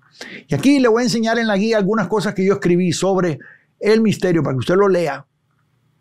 Gloria a Jesús. Este misterio había estado oculto. Si usted se va a Colosenses, ¿se acuerda que le dije que Colosenses es la carta gemela? Es la carta, si usted va a ver una yunta, dos bueyes arando en una misma yunta, usted pudiera decir que esta yunta es Colosenses y Efesios. Así de similitud vemos en las dos cartas. En las dos cartas vemos la posición del creyente. Dice Colosenses 1:26. Y escuche bien, porque le voy a decir algo hoy sobre la ley que si usted tiene alguna duda, hoy se le va a quitar por completo. Gloria a Jesús. Yo me estaba gozando cuando estaba estudiando y escribiendo esto. Dice aquí, Colosenses capítulo 1, verso 26. El misterio que había estado oculto desde siglos y edades, pero que ahora ha sido manifestado a sus santos. Diga conmigo, el misterio estaba oculto. ¿Cuál es el misterio? Voy para allá. Desde los siglos y edades, porque esta es la predicación de Pablo. Le llama la dispensación del misterio. Vamos a ver, ¿por qué estaba oculto? Tenía un velo. Y ese era el velo de la ley. La ley no te permitía ver la grandeza de la gloria de Dios. Dice, aquí puse yo, la ley ponía un velo sobre los ojos de los que estaban bajo la ley. Solamente bajo la gracia ese velo es quitado. Tú no podías ver el misterio. Dios nos dio a conocer a nosotros el misterio, pero ese misterio estaba velado, estaba ocultado, estaba escondido. Ese es el velo. 2 Corintios 3, 14 y 16 dice: pero el conocimiento de ellos se embotó, porque hasta el día de hoy, cuando leen el antiguo pacto, les queda el mismo velo. Cuando usted está, eso es lo que hace el legalismo, amado. La gente que dice, no, que usted tiene que guardar los mandamientos, usted se salva guardando los mandamientos, le están poniendo un velo. Usted no puede entender la libertad y el gozo que trae la gracia de Dios. Usted está obligado a guardar cosas. Les queda el mismo velo, no descubierto, el cual por Cristo es quitado. Diga conmigo, solamente Cristo quita el velo. Y aún hasta el día de hoy, cuando se lee Moisés, el velo está puesto sobre el corazón de ellos. Pero cuando se conviertan al Señor, el velo se les quitará. Usted ve a la gente que está sujeto, usted es la secta, por ejemplo, los adventistas del séptimo día, que todo el tiempo están diciendo, no, que tenemos que guardar los mandamientos porque vamos a ir a un juicio donde nos van a pedir cuentas si guardamos los mandamientos. Yo le voy a aclarar de eso sobre un estudio, una conferencia que voy a dar sobre todas las doctrinas falsas de los adventistas del séptimo día. Pero ellos niegan la salvación por gracia. Ellos dicen, no, sí, Dios te acepta por su gracia. Así lo dicen, así dice el catolicismo también. Pero una vez que estás adentro tienes que guardar los mandamientos. Quiere decir que no te vas a justificar por lo que Cristo hizo en la cruz, sino por lo que tú hagas, por tu esfuerzo de guardar mandamientos. Lo cual es, ¿cuál es mandamiento? De Moisés. Y mientras tú sigues leyendo a Moisés y los mandamientos, tú sigues con el velo puesto. Voy a decirlo otra vez. Mientras tú sigas observando a Moisés, tú sigues con el velo puesto en los ojos. Por eso es que la gracia de Dios es una revelación, amados. Mucha gente no la entiende, no les puede entrar.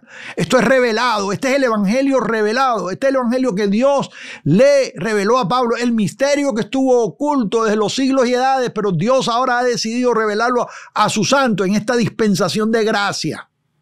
Gloria a Jesús. Cuando hablo de dispensación, lo hablo hablando en el lenguaje paulino, no de acuerdo a lo que es la doctrina del dispensacionalismo, para nada. Para los que saben lo que estoy diciendo. Gloria a Jesús. O sea, el evangelio es un misterio revelado. Escuche bien esto. Voy a decirlo otra vez. El evangelio es un misterio revelado. Revelado. Este velo es quitado al recibir la verdad del evangelio revelado a Pablo.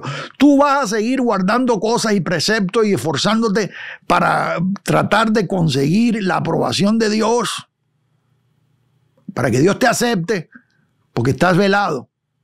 El día en que ese velo se quita, ya tú sabes que Dios te aceptó. Ya tú sabes que estás completo en Cristo. Ya tú sabes que todo ese sacrificio fue completado, fue perfeccionado y que con una sola ofrenda el Señor ya te perfeccionó para siempre. Capítulo 10, verso 14 de Hebreos. A los santificados. Perfeccionó el Señor con una sola ofrenda para siempre a los santificados. Sí, mira lo que dice aquí Romanos 16, 25. Dice, y al que puede confirmaros, según mi evangelio, ¿qué dice Pablo? Mi evangelio, diga el evangelio de Pablo. Amados, el evangelio de Pablo. Sí. Y de hecho el evangelio es ese. Es más, el evangelio empieza en Romanos, hermanos. Usted lee en su Biblia que dice los evangelios, los 4 evangelios, esos fueron 4 libros históricos que parcialmente nos enseñaba o nos hablaba del evangelio que habría de venir, pero ahí no está revelado el evangelio, esos son libros históricos. Jesús sirvió al Señor conforme a la ley, él nació de mujer bajo la ley, él fue presentado según el rito de Moisés. Él existió y ministró y llamó a 12 apóstoles que ministraron también bajo la economía que estaba presente en ese momento, bajo la ley, porque él no había muerto todavía. Y mientras el testador está vivo, el testamento no entra en operación. El testamento entró en operación con la muerte del testador, dice la Biblia. Cuando Cristo muere, ahí es donde entra el nuevo pacto de gracia. Entonces nosotros podemos tener acceso al evangelio después de su muerte. ¿Me está siguiendo? Gloria a Dios. Dice Pablo, y al que puede confirmaros según mi evangelio, diga conmigo el evangelio de Pablo, y la predicación de Jesucristo según la revelación del misterio. Diga conmigo, es revelación. El nuevo pacto es revelación. Esta salvación, es conocer esta voluntad de Dios para con nosotros. Esto es revelación. Diga, el evangelio es revelado. Por eso que tú que entiendes la gracia, usted puede ver una persona que va a la universidad y va a 4 universidades. Yo no tengo nada en contra de eso, amado. Yo siempre estoy diciendo a los muchachos que estudien. Yo mismo he ido y me he esforzado. No voy a estar haciendo alarde aquí de cosas, pues no es ni necesario. Pero le voy a decir algo, amados. Yo estoy de acuerdo que usted practique el intelecto y lo alimente. Gloria a Jesús por eso. Pablo era intelectual. No hay problema con eso. Pero usted puede tener 5 títulos. Usted puede ser un cirujano, neurólogo, científico, trabajar para la NASA y entender cómo se mueven todos los planetas y no entender el evangelio. Usted puede ser una persona muy inteligente, secular, es decir, académicamente avanzada, y no entender el evangelio. El evangelio es revelación. Entonces encuentras a alguien humilde, sin educación, sin letras, pero entiende el evangelio. Porque el evangelio es revelado. Diga conmigo, es revelado. Dice aquí, según la revelación del misterio que se había mantenido oculto desde tiempos antiguos. Y luego dice aquí el versículo 10, vamos al versículo 10. Estamos avanzando. Versículo 10, de reunir todas las cosas en Cristo. Reunir todas las cosas en Cristo en la dispensación del cumplimiento de los tiempos. Así las que están en los cielos como las que están en la tierra. El plan de Dios es reunir todas las cosas en Cristo. Sí, quiere decir que había un tiempo señalado. En Gálatas capítulo 4, verso 1 y 2 dice, pero también digo, entre tanto que el heredero es niño, en nada difiere el esclavo, aunque es señor de todo, sino que está bajo tutores y curadores hasta el tiempo señalado por el Padre. Diga conmigo, hasta el tiempo señalado por el Padre. Aquí en el versículo 10 dice, el cumplimiento de los tiempos.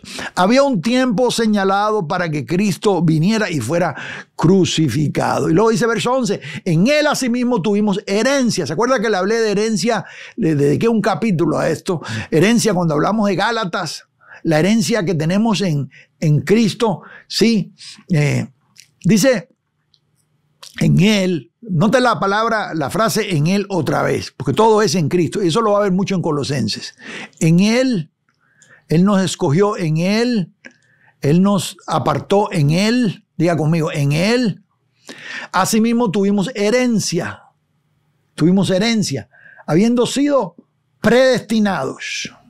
Sí, Gálatas dice 3:18, porque si la herencia es por la ley, ya no es por la promesa, pero Dios la concedió a Abraham mediante la promesa. En otras palabras, esa herencia no se consigue otra vez, y permítame ser repetitivo en esto, esa herencia no se consigue guardando mandamientos o por comportamiento o por nuestro esfuerzo humano o por ser buenos religiosos. Sí, esa herencia, no es por la ley. Dice, porque si la herencia es por la ley, ya no es por la promesa. ¿Se da cuenta? No, nosotros fuimos hechos herederos, nosotros recibimos esa herencia totalmente por gracia, habiendo sido predestinado, aquí está la predestinación otra vez, conforme al propósito del que hace todas las cosas, según el designio de su voluntad. ¿Por qué razón? Porque Dios quiso, porque a él le plació. Dice Gálatas capítulo 3, verso 29, y si vosotros sois de Cristo, ciertamente el linaje de Abraham sois y herederos, ¿según qué? La promesa.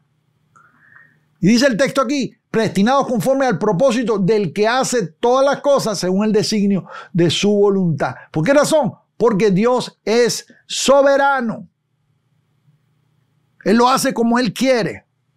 Isaías 46:10 dice, mi consejo permanecerá y haré todo lo que quiero. Dios hace todo lo que Él quiere. Mi consejo permanecerá y haré todo lo que quiero. Dios te trae a salvación porque Él quiere. Porque te conoció desde antes y Él dice, ¿sabe qué? A este lo voy a salvar. Dice, ¿qué pasa con los que no salvó? Para eso tenemos bastante estudio. ¿Hay injusticia en Dios? De ninguna manera. No hay injusticia en Dios. Es eficaz esa salvación. ¿Hay injusticia? No hay injusticia. Si yo tengo, digamos, 12 amigos y yo tengo una manzana y yo digo, bueno, Tengo una manzana, se la voy a regalar a Pedro. ¿Quiere decir eso que soy mal amigo con los otros 11?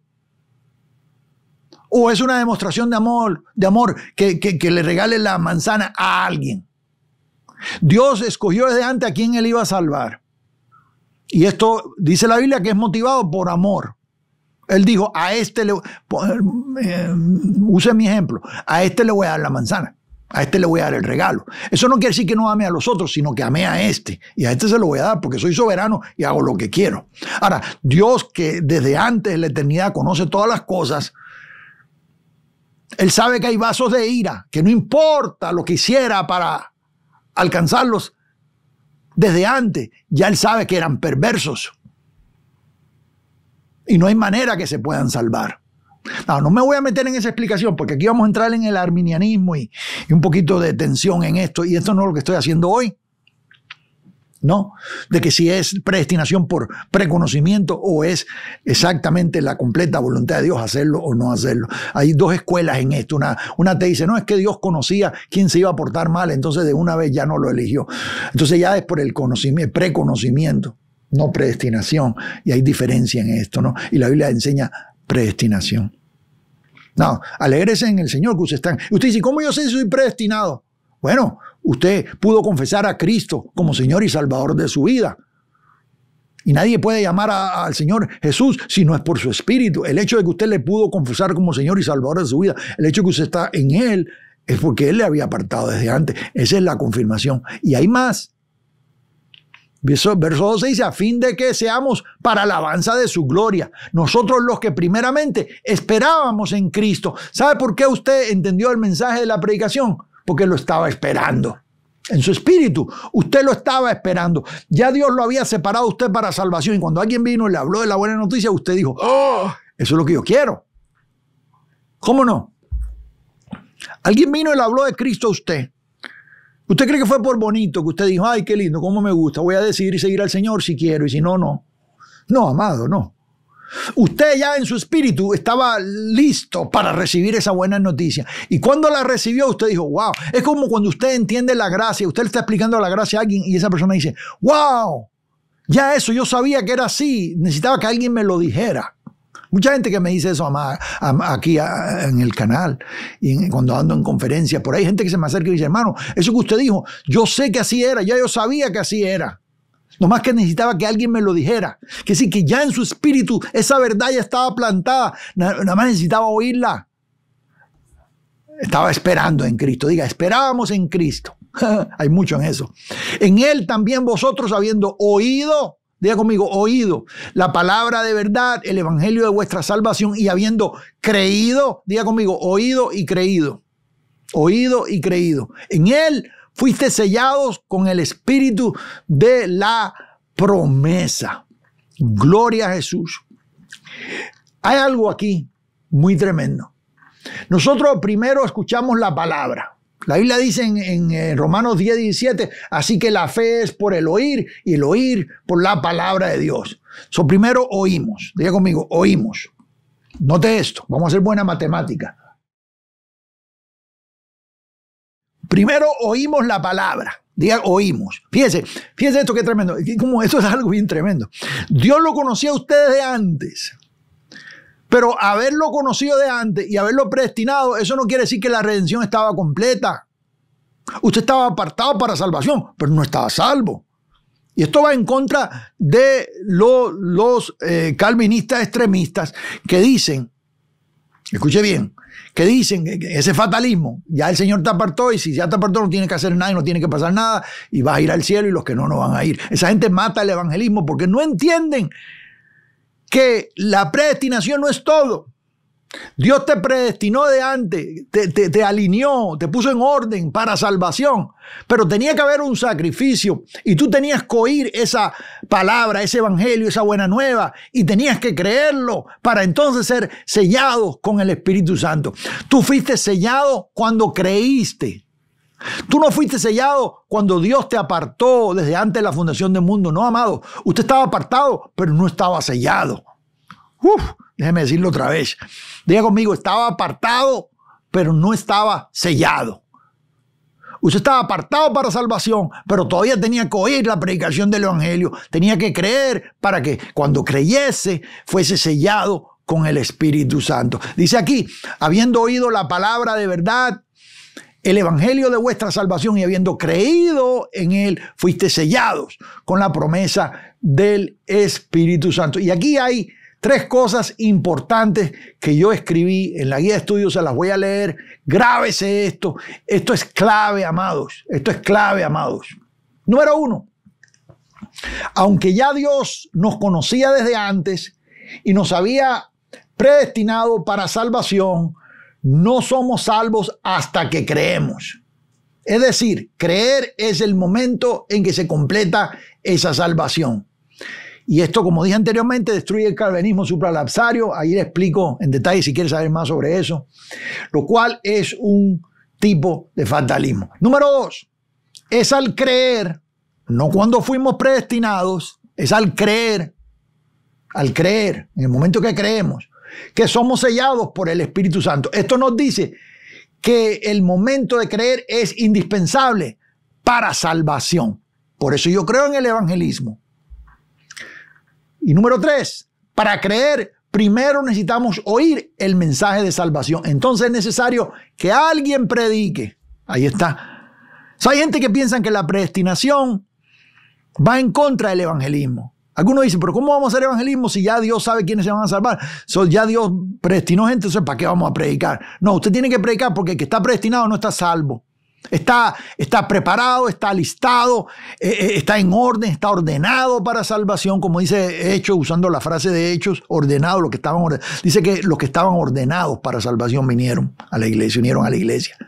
Los que estaban ordenados para salvación. Está ordenado. Pero no había creído. Y hasta que no crea, no se completa. ¿Me está siguiendo acá? Escuche bien lo que estoy diciendo acá. Así es como Dios, en su sabiduría e inteligencia, usa el don de la predicación para reconciliar consigo mismo a los oyentes que ya estaban apartados desde antes. Y le voy a leer el texto acá. Dice Romanos capítulo 10. Hermano, esta es la cátedra. Si usted ama el evangelismo, usted tiene que saberse este texto. ¿Cómo pues invocarán en aquel en el cual no han creído? ¿Y cómo creerán en aquel de quien no han oído? ¿Y cómo irán sin haber quien les predique? ¿Y cómo predicarán si no fuesen enviados? Como está escrito, cuán hermosos son los pies de los que anuncian la paz, de los que anuncian buenas nuevas. Ahí está. Por eso se necesita el evangelismo, porque aunque Dios apartó desde antes a los que Él conoció, de todas formas, ellos todavía no están reconciliados. Se reconcilian en el momento en que oyen, habiendo oído, diga conmigo, oído y creído. Entonces son sellados con el Espíritu Santo. ¿Qué dice aquí el texto? Que es las arras de nuestra herencia hasta la redención de la posesión adquirida. Verso 14, las arras de nuestra herencia. Sí, dice la Biblia de las Américas, dice que nos es dado como garantía de nuestra herencia. Las arras es garantía. La definición de arras, aquí la tengo yo, según la Real Academia, dice prenda o señal entregada como garantía en algún contrato o concierto. ¿Se acuerda usted en algunas bodas en algunos países? No sé cómo sea en su país, pero en algunas bodas en algunos países se entregan las arras, ¿sí? En México, por ejemplo, yo vi, muchas veces me tocó casar gente también, que en la ceremonia traen unas pesetitas, ¿verdad? Unas pesetitas como de plástico, qué sé yo, porque es simbólico. Mucha gente hoy en día no tiene ni para el metal. Pero la arra es que y es como un cofrecito que traen las arras y hay inclusive en México hay ¿cómo se llama? Un padrino o madrina de arras o algo así, ¿no? Y entregan las arras porque es una garantía, es como una garantía que se está dando por el contrato que se está haciendo matrimonial. Sí, las arras. ¿Qué cosas son las arras de nuestra herencia? Es la garantía de nuestra herencia. Amados, nuestra salvación es segura. Sí, lo que hace el sello, cuando fuimos sellados con el Espíritu Santo, amado, es que ya estamos completos para Él. Imagínense una carta, una promulgación, cuando un rey hace un edicto y al final de la carta pone su sello y lo quema. ¿Se acuerdan? En los días antiguos lo quemaban con un cuño que era como de bronce o de oro y quemaban ahí esa pasta que ponían ahí, la quemaban. Y ahí estaba el sello. Una vez que ese sello estaba puesto ahí, ya eso es seguro y es para siempre. Ya no se puede echar para atrás, no se puede retroceder el edicto. Ya fue dado. Es como Isaac y Jacob. Ahí está Isaí y el tremendo mañoso, tremendo Jacob, que no solamente le robó la primogenitura, le quitó la primogenitura a Esaú, también la bendición. Y fue allá con su padre Isaí. El padre estaba medio ciego de viejo, ya no veía bien. Y se puso pelos, ¿sabes? La mamá, que era tremenda alcahueta, como decimos acá, dio la vuelta porque ella tenía un preferismo tremendo, una preferencia tremenda por Jacob, y se puso unos pelos porque era peludo Esaú, puso unos pelos, unas pieles, y engañó al padre para que le diera la bendición. Y luego regresa Esaú protestando, dijo, pero ¿cómo es que ya no puedo hacer nada? ¿Cómo? No, ya le di la bendición a tu hermano, ya no hay dos, no puedo dar la bendición y no la puedo regresar. Porque una vez que es dada, no se puede regresar. Los dones y el llamado son irrevocables. Por eso es que nuestra salvación es segura en Cristo, amado. Está sellada. Diga, la salvación está sellada. Tú no puedes romper ese sello cada semana. No, es que cometí un error y ya perdí la salvación. Rompiste el sello. Eso el domingo vale y te arrepientes, te tiras de rodillas y vuelves a ser salvo otra vez. Volviste a sellarlo. Eso no funciona así, amados. El sello es una sola vez. La salvación es una sola vez. Una vez que estás salvo para siempre. ¿Cuántos están conmigo acá? No, pero es que yo vi un hermanito que dice que fue salvo y sigue en el mundo y sigue pecando y sigue haciendo eso. Algunos no fueron salvos, estaban entre nosotros y no eran de nosotros. Algunos verdaderamente no fueron salvos. Repitieron una oración ahí de labios, pero no fueron salvos. Nunca hubo frutos de salvación y no lo podemos conocer porque no hay frutos, y por los frutos es que se conoce. ¿Me está siguiendo acá? Y hay algunos que son débiles y pecan porque o por desconocimiento o por inmadurez y necesitan crecer. Pero, amado, la salvación es un regalo de Dios, una vez y para siempre. Dice ahí Gálatas capítulo 3 verso 15, dice un pacto, dice, aunque sea de hombre, una vez ratificado, nadie lo invalida ni le añada. Y la salvación es un pacto. Una vez que está hecho, ya no se puede cambiar, sí. Entonces vamos al verso 15, dice, algo aquí, un detalle que se nos puede ir muy fácil. No quiero que se nos pase de alto. Dice aquí, hasta la redención de la posesión adquirida. Esto es escatología. Está hablando de la redención del cuerpo. Acuérdense que tú fuiste salvo, tu espíritu, tú en espíritu, la parte espiritual tuya, que es espíritu, alma, fue renovado en Cristo Jesús. Nació de nuevo. Tu cuerpo, este cuerpo de humillación, este tabernáculo terrenal, todavía, dice de humillación, todavía está padeciendo. ¿Me está viendo acá? Y no ha sido redimido. Y eso va a ser así mientras estés en este cuerpo, amado. Tú vas a luchar con la carne. Pablo dice 3 veces en el libro de Romanos capítulo 7, dice el pecado que mora en mí. Y dice, esto es en mi carne. Dice, porque el querer hacer lo bueno está en mí, pero no el hacerlo. Tú vas a luchar siempre con eso mientras estés en este cuerpo. Hasta que sea sacado este cuerpo. ¿Me está viendo acá? Y en el futuro, en la resurrección, ese cuerpo va a ser redimido y ya no va a tener ese problema. Pero mientras que no lleguemos allá, tú vas a tener esa lucha en tu cuerpo. Esa lucha la vas a tener. Sí, hasta, ¿qué dice aquí? La redención de la posesión adquirida. Aquí está. Redención de la posesión adquirida. ¿Por qué es la posesión adquirida? Porque nosotros adquirimos esto, este cuerpo. Nosotros que somos espíritu, que estábamos en él desde antes, ¿me está viendo acá? Adquirimos, cuando nacimos, cuando en el vientre de la mamá, ahí en ese momento, cuando ocurrió ese milagro y ese espíritu tomó una posesión, un cuerpo que se desarrolló dentro del vientre y luego naciste y lo vas a tener aquí hasta el día en que te mueres. Pero luego en la resurrección va a ser redimido. Eso no es lo que estoy hablando hoy, no estoy hablando de escatología, pero tengo que dejarlo ahí, tengo que entregárselo. Verso 15, por esta causa yo también, yo, habiendo oído de vuestra fe en el Señor Jesús y de vuestro amor para con todos los santos, no ceso de dar gracias a Dios, aquí hay oración, por vosotros haciendo memoria en mis oraciones. Como Pablo, llevaba a la iglesia en sus oraciones. Sí vemos aquí algo muy lindo. Sí, para que el Dios de nuestro Señor Jesucristo, el Padre de gloria, os dé espíritu de sabiduría y de revelación en el conocimiento de Él. En el conocimiento de Él. En el conocimiento de Él. Sí, alumbrando los ojos de vuestro entendimiento. Y esto es clave, ya le hablé algo de esto. Yo siempre oro, yo siempre le digo a ustedes, hermano, estoy orando que los ojos de nuestro entendimiento sean abiertos, que se caigan las escamas, que podamos ver. Sí, regresamos a la mención del velo, de la ley. El velo de la ley tapaba tus ojos, no te dejaba ver. La persona legalista tiene un velo, amado. Hoy en día hay iglesias enteras que tienen velos, que están tratando de ser buenos. Dice, yo estoy tratando de ser una mejor persona, dice. ¿Verdad que sí o no? El otro día había un expresidente acá en una entrevista y dijo, es que yo soy cristiano porque estoy tratando de ser una mejor persona. No, eso no te hace cristiano.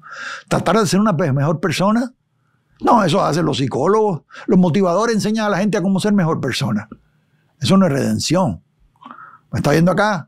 Entender el evangelio es una revelación. Se tienen que caer las escamas de los ojos para tú poder entonces entender. Alumbrando los ojos de vuestro, dice, entendimiento, para que sepáis cuál es la esperanza a que Él os ha llamado. Diga conmigo esperanza aquí, amados. ¿Y cuál es la riqueza de la gloria de su herencia en los santos? Todo esto es parte del misterio que había estado oculto desde los siglos y edades. Una vez que entendemos el misterio, empezamos entonces a reinar en vida. Por eso es que, como dice Romanos, por eso que dice, como dice Pablo en Romanos, podemos reinar en vida. ¿Por qué podemos reinar en vida, amados? Porque tenemos entonces esta revelación que nos permite habitar en paz y en tranquilidad, de que estamos seguros en Él, de que estamos con Él, de que somos uno con Él, de que tenemos herencia con Él. Sí. ¿Cuál es la esperanza a que Él os ha llamado? ¿Y cuál es la riqueza de la gloria de su herencia en los santos? ¿Y cuál la supereminente grandeza de su poder para con nosotros los que creemos según la operación del poder de su fuerza? Note la palabra otra vez, según, porque todo es hecho según su voluntad, según su fuerza, la operación de su fuerza, según el antojo de su voluntad. Porque Él es Dios y es soberano y Él manipula a toda la creación conforme al antojo de su voluntad. Eso es soberanía. Hoy en día no se enseña soberanía, amado.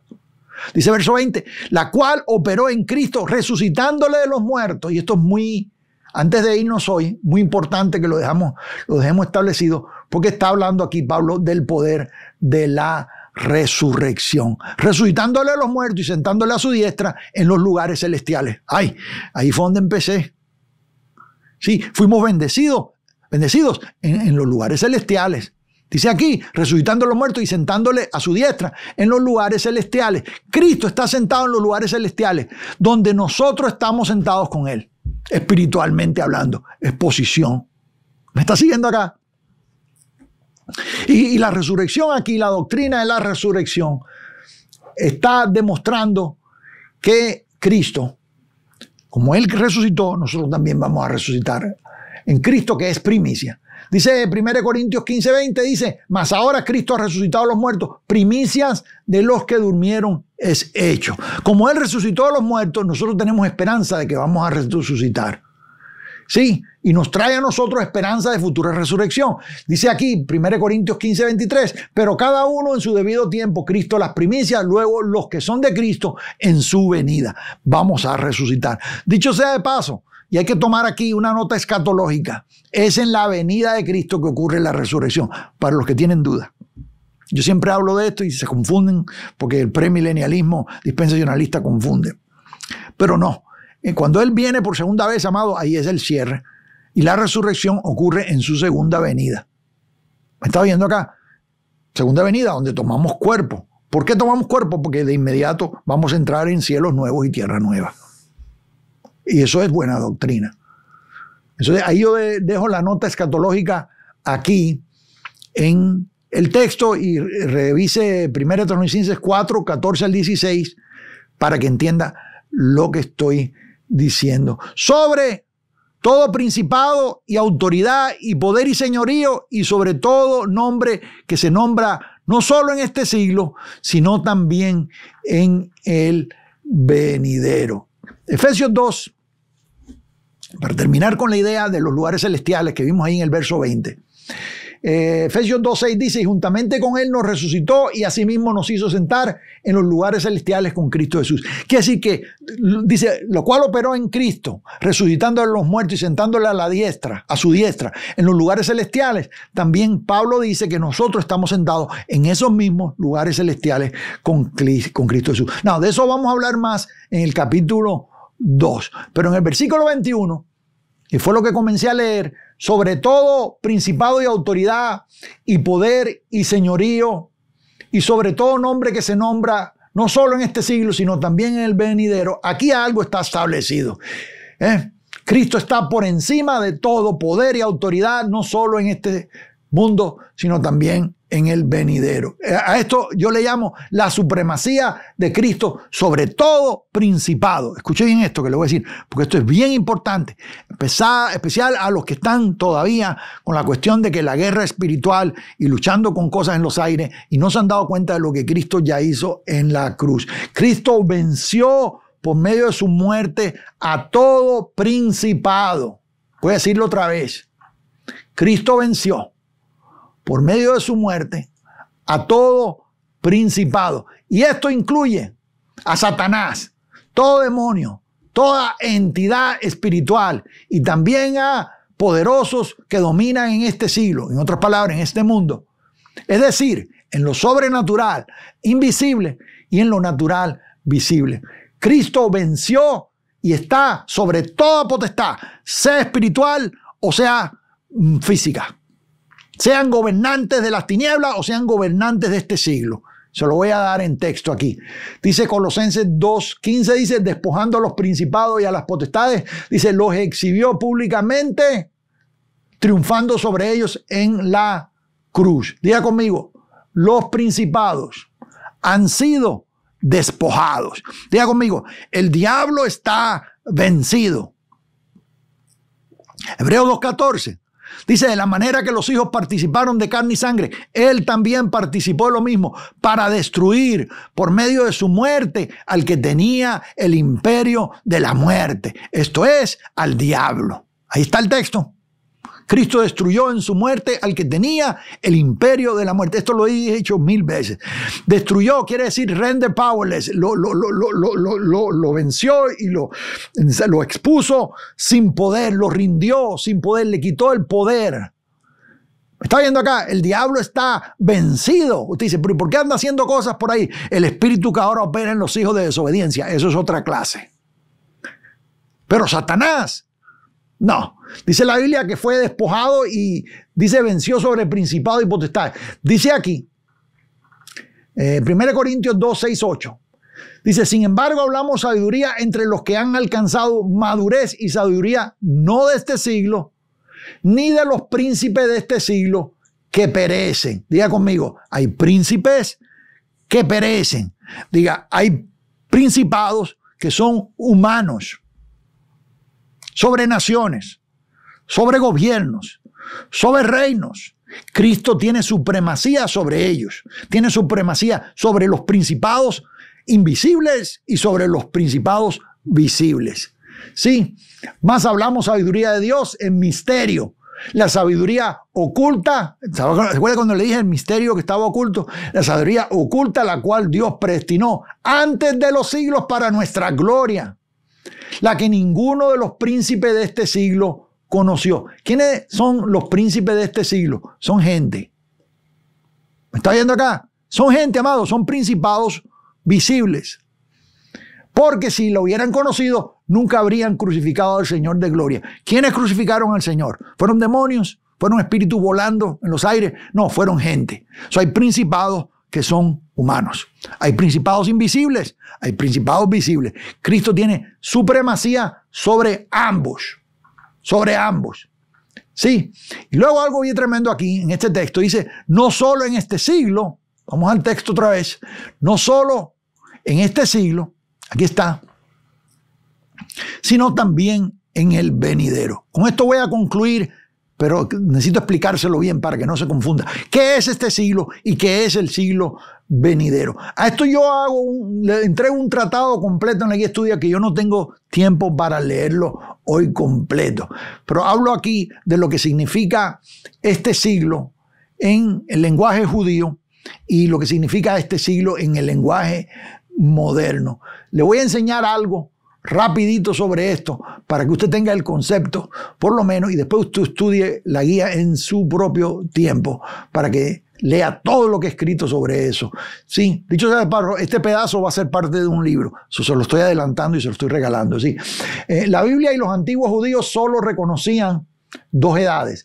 Jesús nunca corrigió este punto de vista, sino que lo explicó y describió la transición entre las dos edades. Este siglo representaba la edad judía o la era mosaica.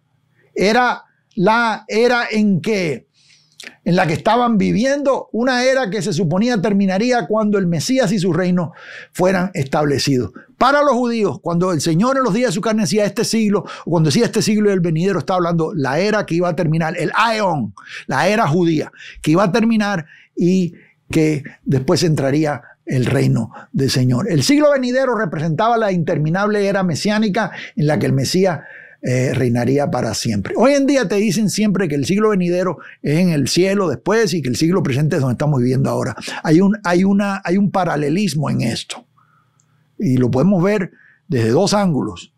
Mire esto.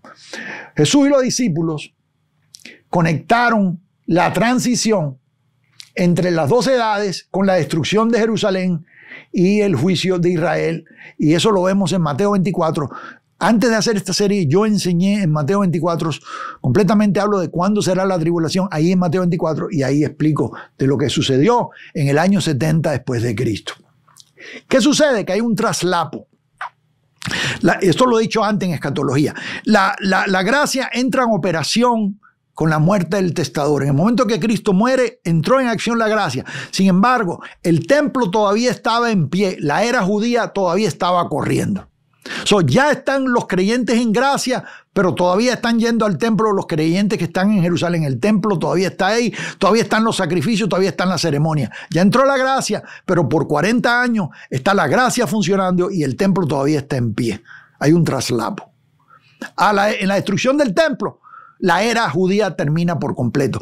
Todo lo que habló Daniel, ahí se cumplió. Jesús dijo en el libro, en Mateo 24, esto fue lo que dijo Daniel. Jesús dijo que lo que Daniel había dicho era lo que se iba a cumplir con la destrucción del templo. Acuérdense que el capítulo 24 de Mateo comienza cuando Jesús dice, ustedes ven esto que está aquí, el templo del edificio, aquí no va a quedar piedra sobre piedra. En el versículo 3 llegan los discípulos y dicen, Señor, dinos cuándo serán estas cosas. Y el Señor les empieza a explicar todo lo que tenía que ver con la profecía que él había dado de que no quedaría piedra sobre piedra. En el verso 34 ahí del capítulo 24 de Mateo dice, no pasará esta generación hasta que todo esto acontezca. Entre las señales que el Señor da ahí, él dice, cuando vean esto, corran a los montes, cuando vean la desolación, la abominación desoladora de que habló Daniel, los que estén en Judea, corran a los montes. Esa profecía era para los que estaban en Judea. Ya se lo he explicado antes, ¿verdad que sí o no?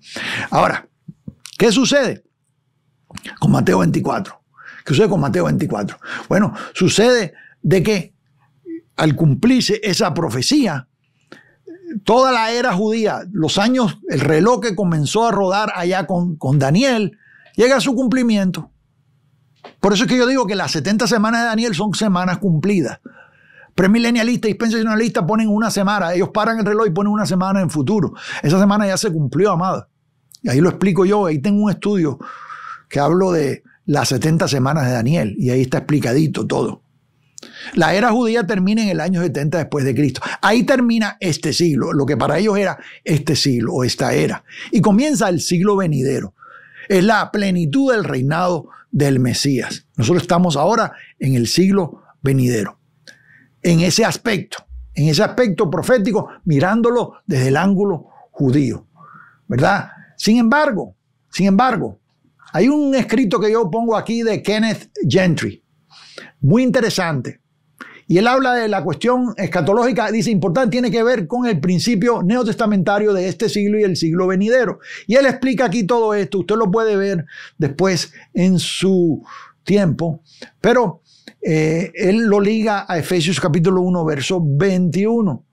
Y da un paralelismo aquí, donde dice, estamos gustando la buena palabra de Dios y los poderes del siglo venidero, porque la Biblia dice que nosotros, Hebreos 6:5, ya estamos gustando los poderes del siglo venidero. En otras palabras, ya estamos en el siglo venidero porque ya terminó la era judía, ¿verdad que sí? A pesar de vivir en este presente siglo malo, como dice Gálatas capítulo 1:4. En otras palabras, en cierta forma estamos en el siglo venidero y en cierta forma estamos en este presente siglo malo todavía, y la completación del siglo venidero será después de la resurrección, cuando estemos en los cielos nuevos y la tierra nueva, y estamos en la plenitud del reino de Cristo. Pero los que creemos que ese reino de Cristo ya ha sido inaugurado, como Jesús dijo en los días de su carne, el reino ya está entre vosotros. Pablo dice que hemos sido traspasados de las tinieblas al reino de su Hijo amado. Quiere decir que estamos en un reino. El reino de Cristo está en acción. ¿Verdad que sí o no? En ese aspecto nosotros estamos disfrutando de los bienes del siglo venidero. ¿Verdad que sí o no? Pero no en su plenitud. Por eso es que lo tenemos que ver en dos ángulos. Tenemos que verlo en el lenguaje judío y tenemos que ver en el lenguaje espiritual. Y Pablo habla en Efesios mucho en lenguaje espiritual. Como cuando dice que estamos sentados en los lugares celestiales. Come on, ¿dónde está usted sentado?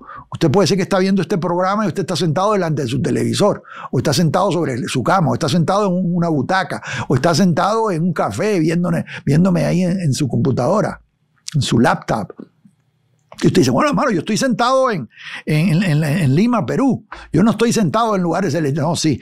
Tú estás sentado en Lima, Perú, físicamente, pero espiritualmente estás sentado en lugares celestiales. Nosotros estamos disfrutando de las grandezas, de las cosas buenas del siglo, de los poderes del siglo venidero, ya los estamos disfrutando, porque ya estamos reinando con Cristo. Sin embargo, la plenitud del reino todavía no ha entrado. Entonces vamos a entrar en ese siglo futuro. Por eso cuando vamos al texto acá, necesitamos eso para poder entender el texto aquí como dije anteriormente, en Efesios capítulo 1, verso 21. Dice, no solo en este siglo, sino también en el venidero. Yo le recomiendo que lea lo que le acabo de entregar ahí para que usted lo estudie más a profundidad. Y sometió todas las cosas bajo sus pies y lo dio por cabeza a la iglesia.